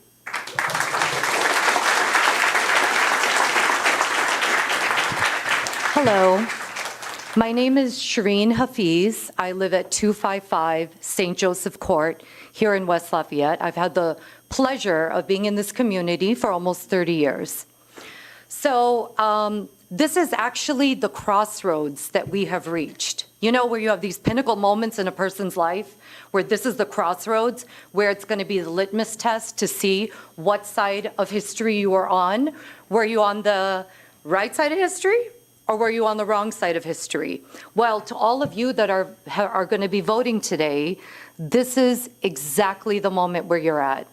Where are your names going to be in the history books? Christina, Ben, Kathy, Steve, Tom, Jody, Rabita, Jerry, Larry, Eric, Diana, this is the moment. It's okay that you didn't know what you didn't know before today, because what a rare occasion to have actual subject matter experts globally recognized. So if you made a decision not leaning on globally recognized subject matter experts, well, you don't have to look very far, because they're right here at great risk of probably a lot, speaking up and what is correct. So here it is. You have a chance to vote, and this is going to expose all of you to what kind of people you are. Are you with the people, or are you already bought and sold? So I will preface to say that, you know, a little bit of my background is I'm not an AI or microchip expert, but I am, my whole life's purpose is running an organization is I evangelize the importance of engineering, AI, design thinking, technology to students who are in the disability community. So I'm not far from removed. I'm not like a radical environmentalist or anything. If anything, it's like I'm very pro workforce development, I'm pro technology, I'm pro bringing jobs and all of it. I stand with you on all of that. But I do not stand in favor of ignorance, where you have subject matter experts, you have a bounty of data. So now you cannot look away and say, well, I didn't know what the impacts were going to be. No, now we know. We all know. We all have been schooled. Thank you very much because of this. So I know we are at the tail end of this, and the vote is about to take place. Please do not go to war with us. Please, please, please do not go to war with us against the citizens. You were voted to be representatives of citizens. Don't make this an Eric Brockovich movie, please. I beg of you, vote for the people, because you're all going to be exposed if you don't. Thank you.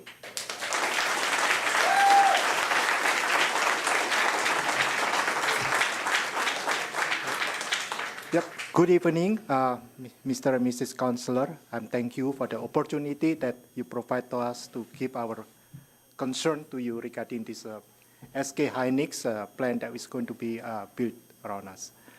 Actually, I'm not planning to stand up here, but there's a struggle inside of me of being a dad, being a parent, and being a community member, not being able to stand up in front of their family while the community is in crisis. So I want to remind you, Commissioner, the lot that you see in front of you, when it's not just a matter of switching it from R1 into I3 industry zone. If you can make the satellite map is alive, and then you zoom it about 1,000 times, you will see the face of the community. And we are the face of the community tonight. We are the face of the parent who, during the last few weeks, lose some sleep at night, thinking about what will happen to the future of their family and to their community.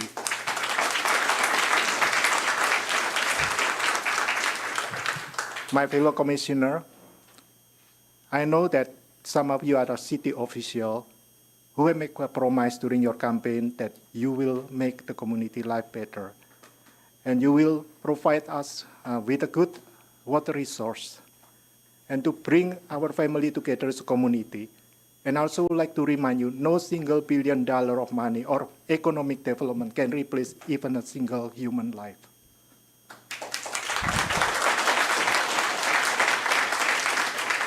So I will ask you tonight, before you cast your vote, please take a look into each face in this room here and reaching out deep inside your heart and listen to the small voice that you heard. Whatever the voice that you heard, it's got to be the right one. Even though it's hard to do the right thing for our community, but you'll be glad in the future you'll be remembered to be standing on the right side of the history. Thank you.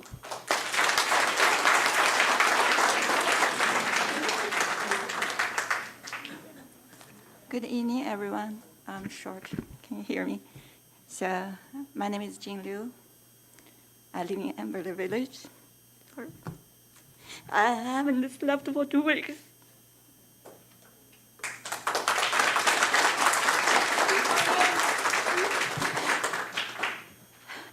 I'm a scientist. I'm sorry. I have 20 years of training in chemistry. It takes me one night to realize what will happen, because Fiji is our neighbor. So it just took me one night to know this is bad. I have a kid. I'm here to say no to this as a mom. I was thinking my kid will grow up safe in the neighborhood. Because we moved here 5 years ago, we love this place. At my spare time, I volunteer for kids. I couldn't imagine this will happen to all the kids who I volunteer for in the same neighborhood. Wellness center is where I took my kids to play. And that's where I go often. Yesterday I walked by, I saw the spring break camp kids were playing there. They were so happy and I was so sad because standing right there, I saw that zone right there. I'm a chemist, so I know what will happen. As my profession, and also for 20 years, I'm trained to investigate and react fast. So besides that, I did investigation, like why this would happen this way. So I heard that the petitioner said, this is the perfect location for SK Hynix. That is true. This is the perfect location. I studied because I'm a working mom. Out of everything's done and then start to work on this. I learned, of course, this is the perfect location. Look at the West Lafayette map right here, everyone. Look at this. They're trying to put it right here. Why? Because the transportation, the utility, everything's almost ready. But I also studied the city plan 2018, US 231 corridor. At the aerospace, there was place. Why is it not there? Because it's not perfect on SK Hynix. I was so happy last year. I heard that they are going to be here. I thought this is a high-tech job to our town. That's great. We have university. We have a big high-tech. Our town will be so great. And I thought this is such a good community university out of the whole world. I didn't know they are going to place it right in front of our university wellness center, right in front of the playground, right next to my house. That's why.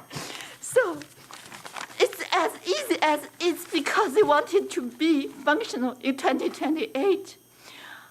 The first thing that I felt like something went wrong, I emailed the city mayor. City mayor told me by email that originally they requested a lower zone, but it was by Purdue Research Foundation that it cannot be a lower zone. So I researched what's the Tippecanoe County zone ordinance right now and what's the difference between zone 1 and zone 3. So it could be OR zone, like what the Purdue Research Foundation right now have, or it could be I1, I2, I3. Why it's I3? It's a significant impact. Because it's a significant impact, they need it to be I3 and they place it right next to our home. Then multiple councilors assured us that this is a very ethical company. They will maintain their ordinance, but I'm a scientist, I work in regulated industry. I can tell you, they always violate. The rule of regulation is we will try to follow, but it will always violate.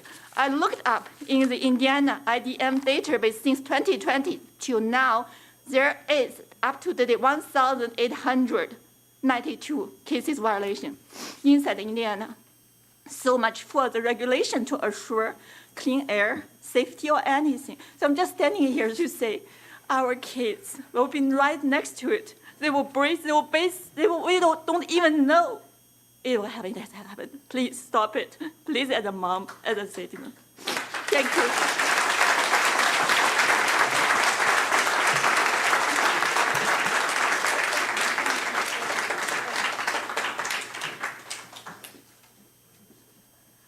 Hello, Commission. I'm Jim Leonard, 409 Ripley Court. I don't speak for Purdue or for PRF. For disclosure, I am another faculty member in electrical and computer engineering. I have rented for a small business at the Purdue Research Park, and I have rented space for a university lab at the Purdue Research Park. I want to tell the Commission that you can be fully supportive of the ambitious people at PRF and still vote no for this location. I view the Area Plan Commission as an optimization group in some sense. Working in wireless communications using these chips, I have to optimize all the time also. It seems like there's financial progress, there's industrial progress, but there's community and people. And each of those metrics are part of the metrics that get into an overall optimization that I believe you all want to do here on the Commission. And I ask you to take a perspective. My personal view is the radical change from R1 to I3 is too extreme when there are neighborhoods right across the street. Even University Farms has a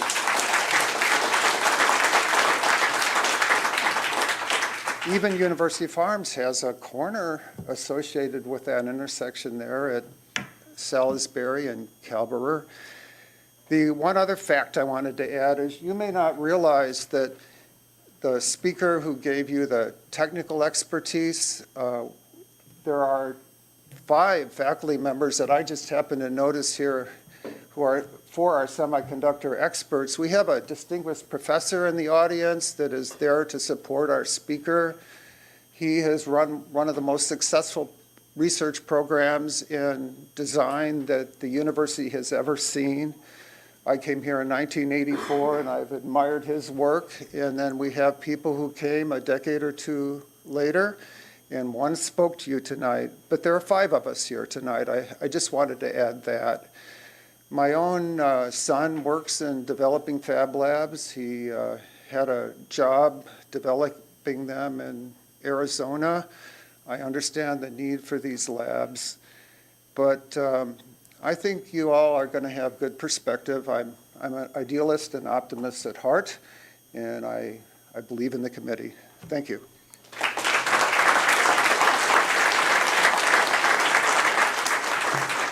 My name is Yanping Shen. I'm living on 3338 Cinema Street, Emberley Village. I'm a professor at Purdue.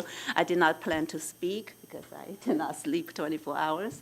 I want to be very articulate. But I just want to say, well, I heard everybody, we have experts, they share with us all the knowledges. And I know must be somebody's making profit from this. That's why they propose this, put this here. But I just want to say, if we prioritize this short-sighted profit over people's health, eventually we will lose people, right? And I already heard people are thinking of, if this is coming, I'm getting out of here. If we are losing people, we would not have the community which sustained the city. So I'm not only opposed this rezoning this new area into I3, but also propose that we will rezoning the north side I3 into residential area, because this happened before.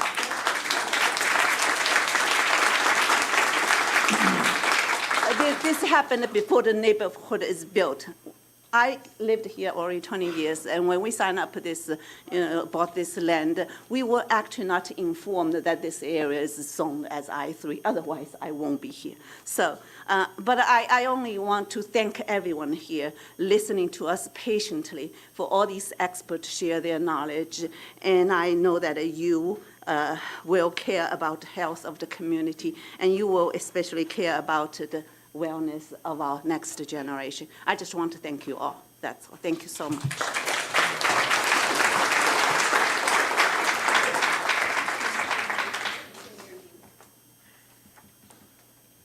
Good evening. My name is Selvi Tanjung. I live in 3331 Webster Street, West Lafayette. I have been West Lafayette resident since 2001, and I live in Emberley Village since 2004. First, I want to bring into attention the practice of notification the resident about the rezoning. When this first come to light, some of the neighbor in our same neighborhood, Emberley Village, which is across the rezoning, didn't receive the notice. When we reach out to the official, they say that the notice only be sent to people who live within 200 feet of the rezoning.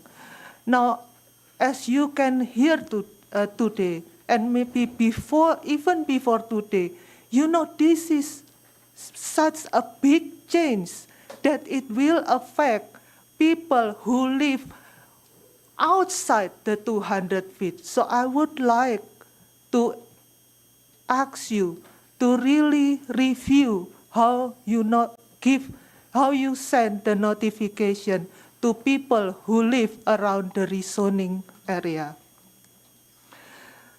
I'm here to opposing this I3 rezoning because of several reasons. First, we all love freedom. We live in America where they respect the right and equality of the citizen. There are a lot of trails in West Lafayette area and common ground that the community use for gathering, farmer market, various sport activities. Many people enjoy outdoor activities, especially after a long, cold winter. We all agree that this is so important for our mental and physical health. This I3 rezoning will take away that community access and freedom to be able to spend our time outdoor. Please remember in year 2023, where we were affected by Canadian wildfire, they told us to limit our time outdoor because the exposure will hurt our lung. Now this is rezoning is happening right behind our backyard. Second, I believe all city officials promoted West Lafayette as beautiful, healthy, family-oriented, clean, and walkable city, among other things. Bringing in heavy industry right in the heart of community just doesn't fit into this picture. We have to make sure that West Lafayette can continue to provide a safe and clean environment for the community to thrive, not just today, but for generations to come. Third, if you go to Yeager Street, or Salisbury Street, some of the houses that on that street are facing the street, but the petition asks a request to make those streets as a driveway. How would you protect that houses? Will you build a wall to reduce in front of their houses to reduce the pollution? And those streets are the main streets that are used by students from West Lafayette School and Purdue students to go to school and to go to campus. This petition clearly picked the wrong location, too close to the neighborhood, just for their convenience sake. They have no regard to the surrounding community that has been living there for more, some even 20, 30 years already. They have no regards to community life, health, and well-being. Thank you.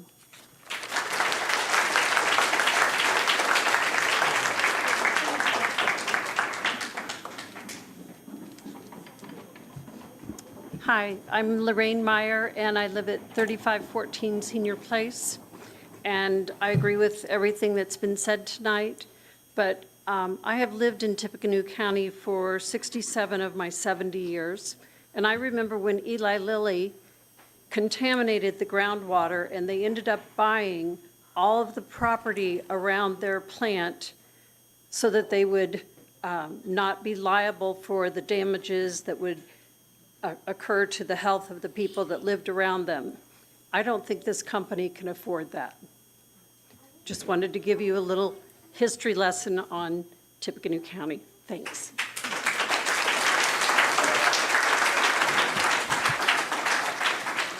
Good evening. Thank you for giving us a chance to speak up our opinions. I appreciate all of your times. I'm a resident in Arbor Chase, live in 3457 Tunbridge Way. So today I have some opinion about this issue. So I'm going to talk about the consequence if you guys approve this. I think for the standpoint of HK company, if they really do business well in this region, if you guys approve both regimes to be I3, so if they want to expand it, where they can go? Are they going to get rid of any of the residents around this area? I think if in the long run for their company, they should find a place that they can expand it in the future freely. So that's for their benefit. The other thing is about, I think my understanding why they choose Purdue and why they bring business here is they think Purdue have research resources. They have so many intelligent professors and so many experts in those industries. But if they put the residence here, the factory here, a lot of professors, staffs, or they are living in those communities. I don't think that will keep them here. That will drive them away, which is what the HR companies, they treasured us. It's because of top experts, those intellectual properties. So I don't think that's a good point for them, for their sustainable development. So the other thing is, if this petition was approved, I think a lot of community members who are very opposed, over 1,000 people, I think over 1,030, 300 oppose this. They might choose to leave this area. That's another consequence. So a lot of, as I said, professors, staffs, a lot of people who are very well-educated, doctors, scientists, they all leave this area with factories on it, with all these, high-educated, well-educated people living. I don't think this area will prosperity in the future. That's my understanding about those consequences. I hope you guys could listening to the community's voice. And people also, I think from the biological, ecological point of view, so all these beautiful natures will disappear, no matter how you said we can do the regulation, we can control things. I believe those birds, those animals, they will stay away from this area as well, like us. Thank you for your time.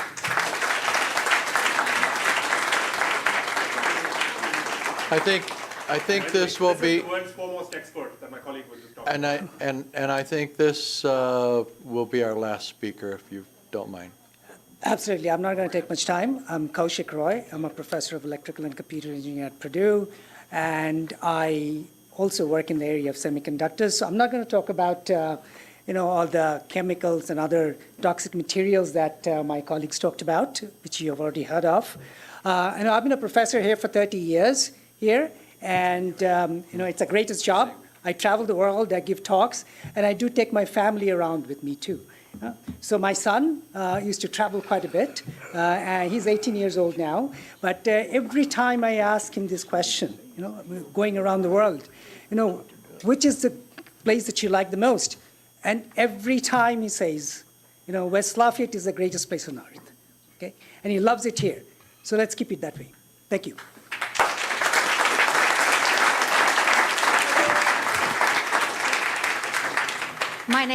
My name is Susan Jennings.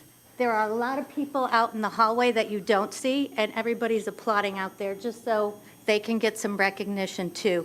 This room is not the number of people. I'm a pediatric nurse, and right now our children are not healthy.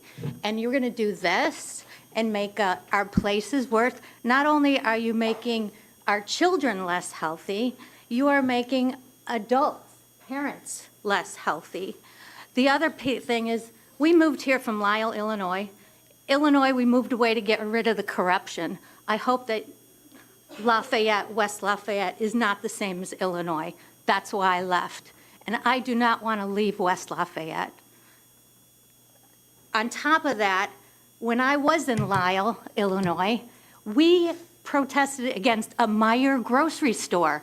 And this is thousands of times worse. Listening to these experts, as you said, how foolish of you not to listen.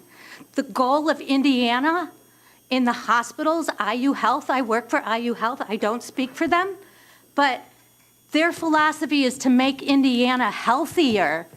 This is not making Indiana healthier. And I have learned so much from these experts. How can you not learn from these experts? Like I said, I came from a community that was dead set on having a Meijer move into a neighborhood, a Meijer, because of the negative environmental effect. And that was a done deal Lyle was going to lose millions of dollars. But you know what? Meyer is not in my old neighborhood, and this should not be in my new neighborhood.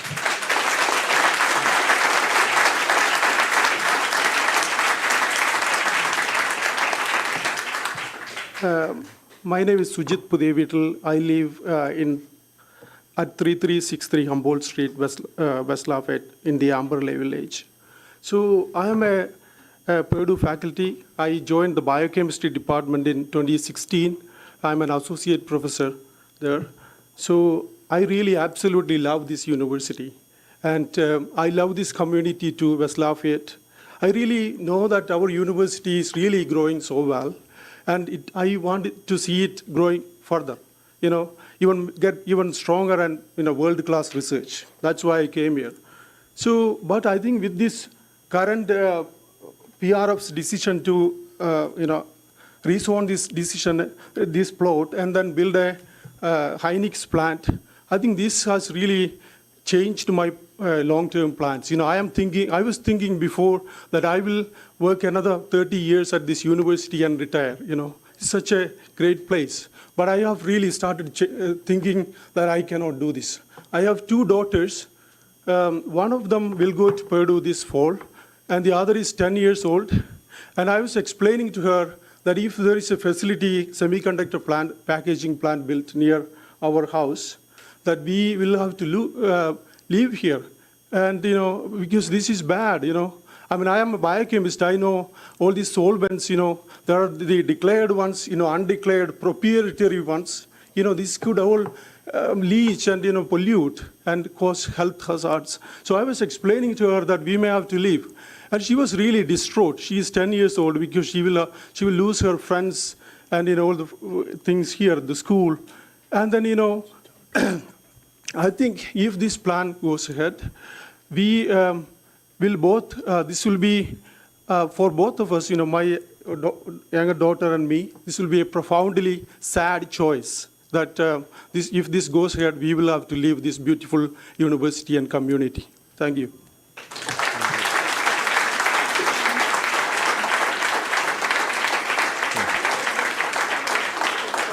Mr. Shellman, you got a rebuttal on that?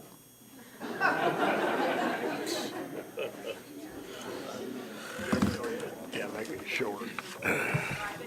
Briefly, with permission, I'd bring Jeremy with me. That's Talk about good. a couple finer points, but we'll keep it brief. We're not going to go through, rehash all the details, but want to just hit a couple points and walk through what will actually happen. A couple things that were mentioned. Stormwater is going to be handled further in design. It'll be approved. We have a stormwater management ordinance and plan. That'll be followed. You all understand those steps. That'll be handled and taken care of accordingly. Similarly, traffic in the same vein. That road has already been upgraded. Any future entrances will be handled by the city engineering's office. Any potential upgrades that may need to happen or decel lanes, anything like that, that'll be required and set forth by the city engineer's office. One other detail is that there's already 3,000 employees working in the research park every single day. It's there. The people are there. It's been a success.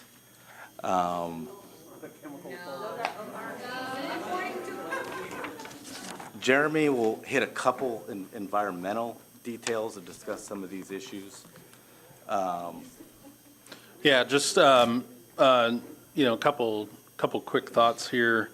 The SK Hynix Advanced Packaging Facility obviously will be designed and constructed and operated to meet all federal, state, and local environmental laws, regulations, and standards. Semiconductor facilities don't produce noxious odors. It's a clean manufacturing process that's used in advanced. Ladies and gentlemen, everyone listen to you. I expect the same thing from you. So used in advanced packaging facilities are enclosed and subject, obviously, to strict environmental regulations. And then they also, SK Hynix in particular, does not use PFAS or any prohibited substances.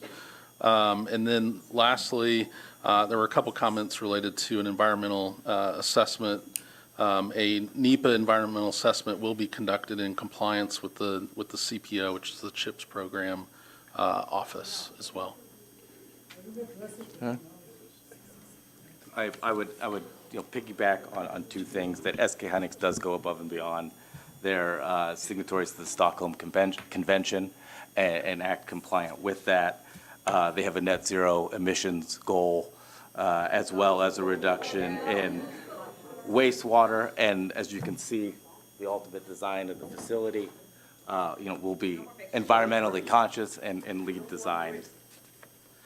Many of the things that were discussed were old technologies, were different processes than what's being proposed here.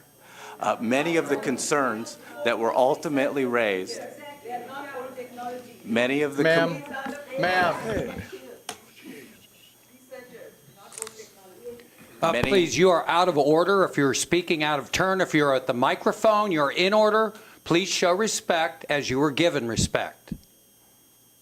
Many of the concerns that were presented ultimately arose from improper designs and accidents. As we've stated, there are multiple regulations at federal, state, and local levels that will be followed, and they go above and beyond. Ultimately, what the question here today is, what's the better site for SK Hynix? And as we've discussed, this is the next phase for the Purdue Research Park. It creates the buffer with the NB zoning and those uses. It'll be a brand new from scratch site that will allow it to be perfectly designed for their use. That includes additional setbacks, that includes additional buffering. It's the farthest it can be from all of the homes that are there. It'll create, in conjunction with the covenants, the restrictions, the commitments, and all of those things, truly the best site for the project. Now, one thing that I would like to point out is that 90% of the park is already zoned OR or industrial uses. This use is permitted in all of those zones. There's concerns about what will happen, what it will look like, how will it be developed. The best testament to that is the fact that all of these people who live nearby already live within and next to the research park. It's there every single day. And that's not just a testament to the occupants who work there. That's not just a testament to the city. It's also a testament to PRF and how they've operated and how they plan on operating the park in the future. We know what it looks like because it already exists. This is the next phase. And respectfully request your recommendation for approval and take the next step in this process. Thank you. Thank you. Any questions from the commissioners? No. All right, you have 3 ballots. The first ballot is for the Z 2968, which is the NB, going to the NB, R1 to NB.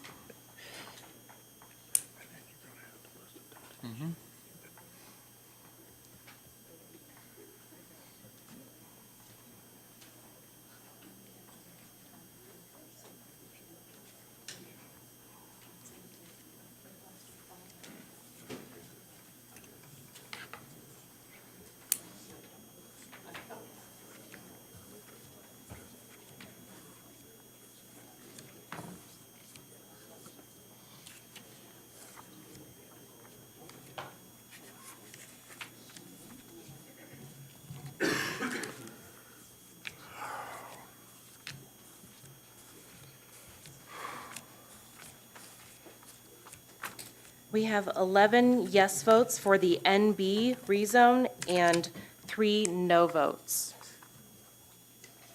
All right.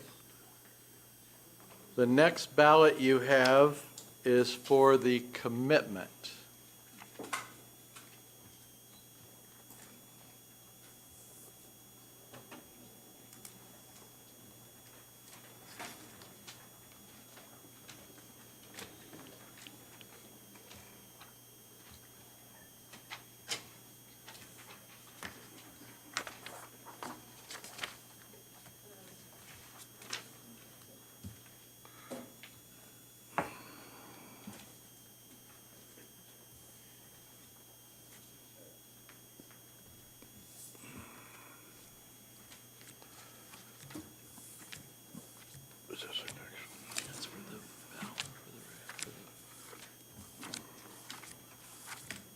We have 14 yes votes for the commitment.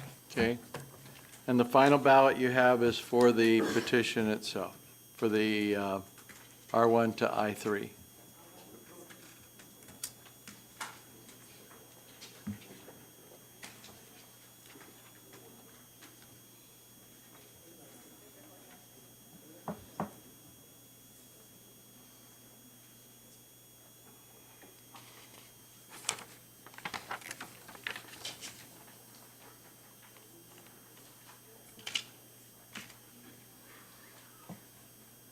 Amanda?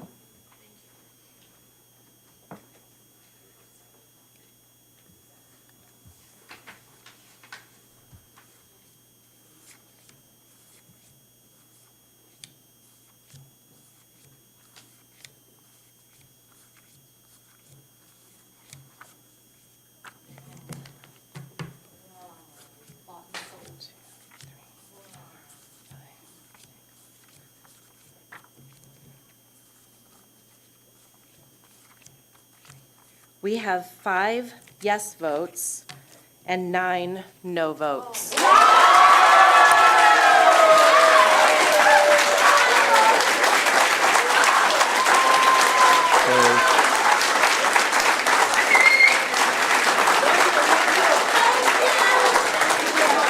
That recommendation will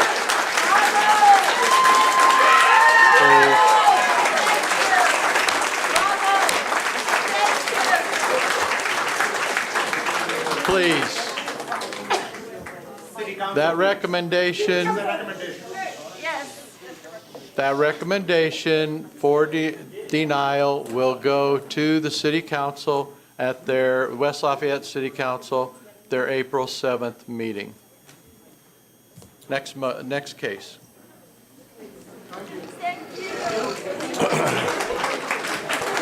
Please, we still have meeting going on.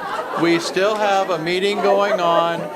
Please be quiet as you can as you leave. Move to hear and vote on 2970 Alex LLC A to R1. Second. Amanda, I'll give you a minute. Are you ready? Not yet. No. Okay.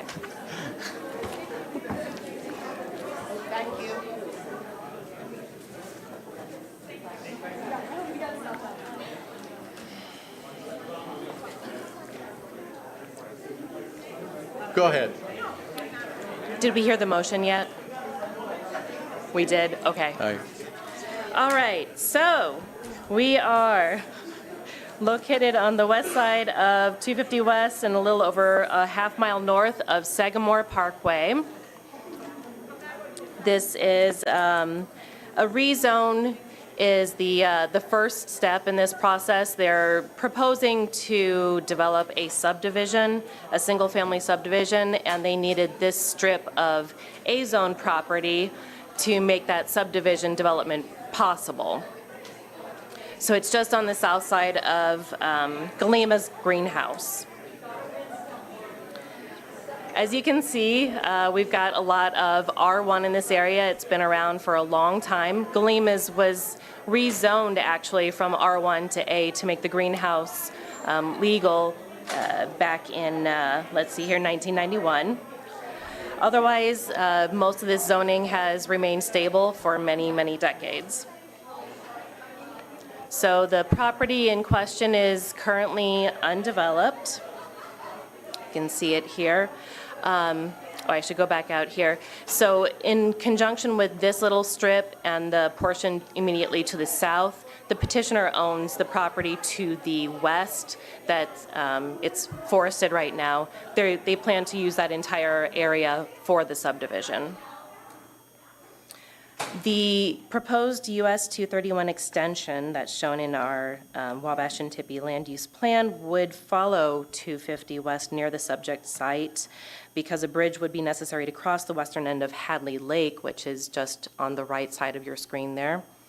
and bridge embankments would extend to just south of the greenhouse property, it is probable that no access, like what is shown on the non-binding site plan, could be obtained at the rezone site. And access for the proposed subdivision to the north of the greenhouse property is a potential solution. That access problem will be discussed during the subdivision process for this property. So I think in the non-binding site plan, they're showing access just south of the rezone site here, which is what we're saying is probably not going to be possible because of that 231 extension. The recently adopted Wabash and Tippecanoe Township Plan shows this area with a future land use of agricultural wooded because of the wooded nature of the property and the surrounding floodplain associated with both Indian Creek and Hadley Lake. County Drainage Board passed a resolution in 2013 identifying the Indian Creek drainage area as an area that development should not hinder. In the case of this rezone of just 1.7 acres to R1, zoning is acceptable to staff. The development of this, including the road access and everything, would be handled during the subdivision process. So we are recommending approval for this rezone. Thank you. Petitioner's representative. Andy Gutwein, Gutwein Law, 250 Main Street here in Lafayette. Appreciate the summary from the staff and ultimately the recommendation of approval. As you see, this is really just rezoning a small strip that previously was R1, was rezoned to ag to facilitate the greenhouse operation there. And then this piece of that, as you can see, hasn't been used for the greenhouse operation. So we're just trying to rezone that back to R1 as it had been, which would, as you can see, it would essentially be the back of some potential future lots there. Happy to answer any questions. Okay. Anyone in the audience wishing to speak in favor of this? Anyone wishing to speak in opposition? Any questions from the commission? Okay, have a yellow ballot.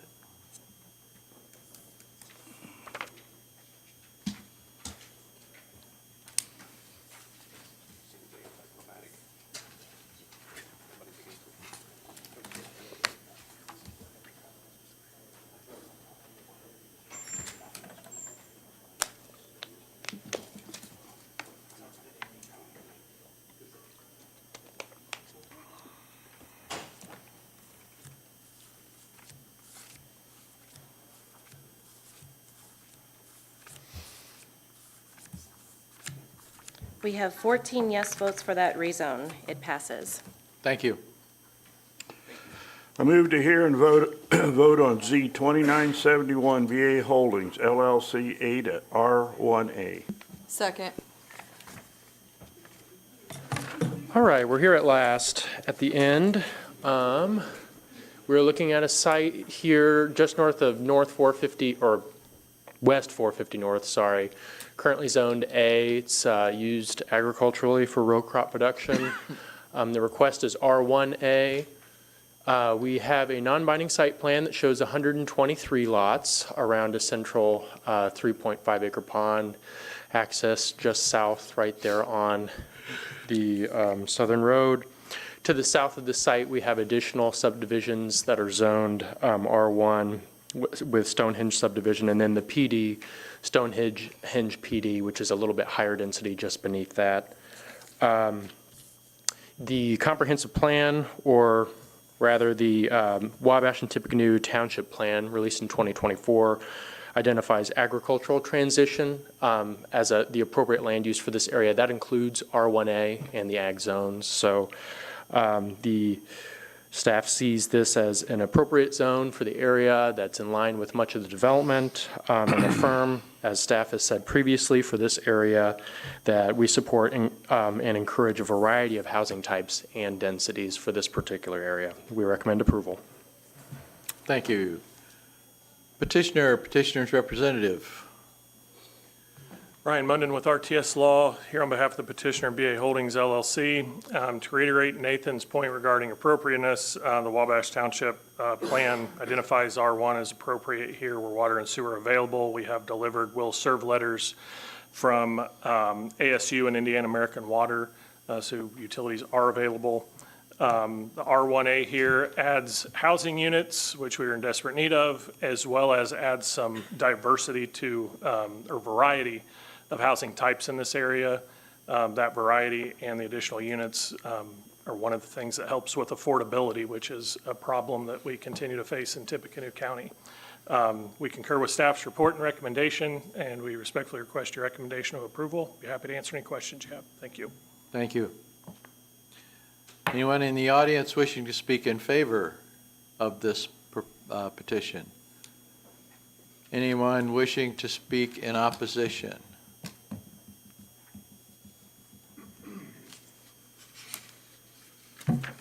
Hello, Brad Hansen, 4416 Karen Apple Court. That's in the Stonehenge subdivision, so you know where I'm at. So just a few major points, I guess. 450 North is really, it's too narrow, and it isn't kept up well enough to accommodate 123 new households. So basically, it's barely more than a gravel road. There's no painted lines. There's not even a posted speed limit. I'm not actually sure what it is. Basically, anything wider than a pickup truck really takes up most of the road. And recently with the development in Stonehenge, there's been a lot of complaints with the dump trucks that they're basically running people off the road. And so there's just, it's not a big enough road.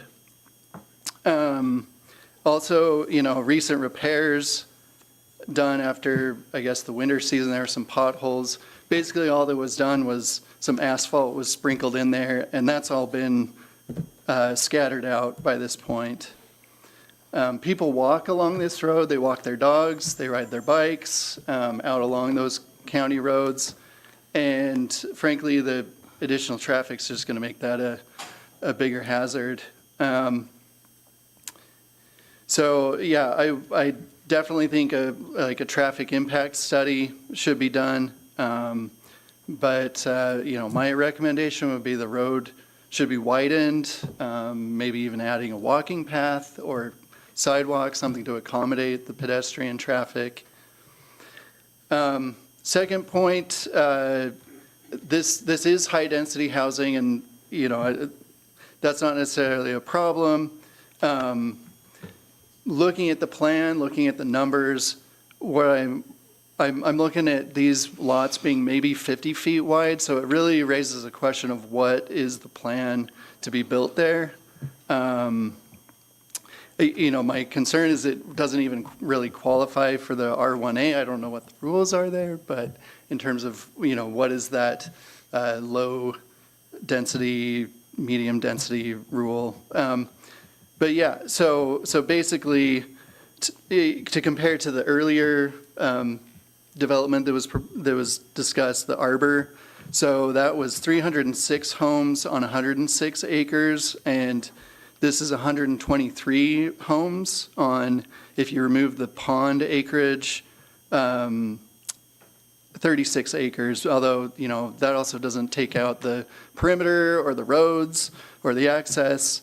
So really, by the numbers, this is higher density than what's proposed for Arbor or, you know, similarly zoned places. So just, yeah, I like the thought of having those pictures like they did for Arbor. You know, what do these homes look like?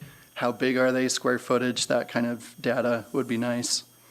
Couple more things. Emergency services, like I said, we're out in the county. We're a little bit far from stuff. I don't want to see what happened in Lindbergh Village a few years ago, you know, when you've got high density houses, one goes up in flames, and by the time emergency services can get there, it's taken down 5 other homes with it. Also, like just the regular county services like snow plows, it takes 3 days for them to get out there anyways. So not a lot of confidence there in just, again, that road upkeep. And lastly, you know, just to compare it with Stonehenge, I don't think this plan allows for enough green space. Stonehenge has some nice walking trails and a playground, nice space around the pond. And so just the fit is one thing, yes, like kind of the community, what we're trying to build out there.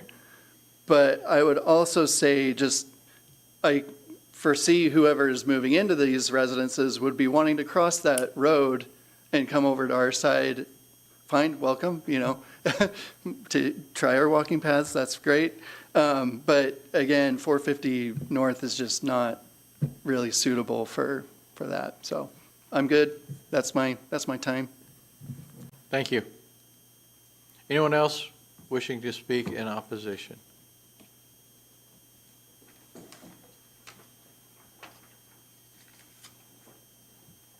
I'm Emmeline Hansen. I live at the same house, 4416 Karen Apple Court. And just the same concerns. Again, no problem with development. We know that that's in the area. Just want to make sure that this is thoughtful. Thank you. Anyone else wishing to speak in opposition? Okay. Mr. Munden? With respect to traffic impact would be something that would be addressed as part of the subdivision process. R1A is the minimum standard. The lot width for R1A is 60 feet. There could be R1 sized lots for this development as well. With respect to the Arbor Homes presentation, Arbor Homes is a builder. BA Holdings is not a builder. We will work with local builders, so we don't have a particular builder to show product of currently. But again, we're in need of housing, and these are the kind of developments that Tippecanoe County needs. So thank you. Thank you. Questions from the commission? You have a yellow ballot. Your last one.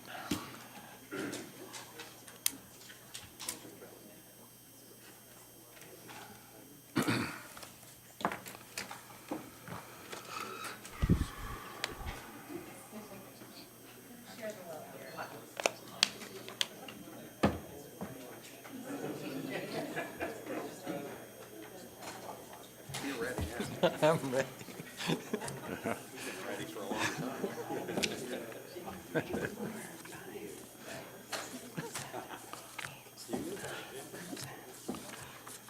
We have 13 yes votes and 1 no vote.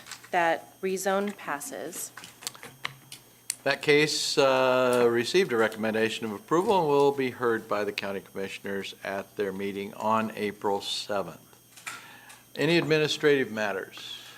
I move the following request for subdivision be placed on the April 2nd, 2025 Area Plan Commission Executive Agenda for petition request, placement thereof, being without reference to compliance and non-compliance with the adopted subdivision ordinance. Second. Oh, wait a minute. S 5262 for real estate. Apologize. Real estate. All right. Now, Vicki. Okay. Second. All those in favor signify by saying aye. Aye. Opposed? Motion carried. Determination of variances. I move the following request for variance for the unified zoning ordinance are not requests for the use variance prohibited from consideration by ordinance and statute. BZA 2181 Todd Tucker and Sheila E. Tucker, trustee. BZA 2182 Shackle Enterprise, Inc. BZA 2183 The Oasis Holding, Inc. BZA 2184 Kevin Camp, and BZA 2185 Max Convenience Stores, LLC. Second. All those in favor signify by saying aye. Aye. Opposed? Motion carried. Director's report. Ryan emailed you all his director's report last week before he left for time off this week. Happy to help answer any questions if you have any. Any questions? Move to adjourn. Not yet, not yet, not yet. Citizens' comments and grievances. Hearing none. Move to adjourn. We're adjourned. Wow. Oh, my goodness. Turn of events there. Wait till city council.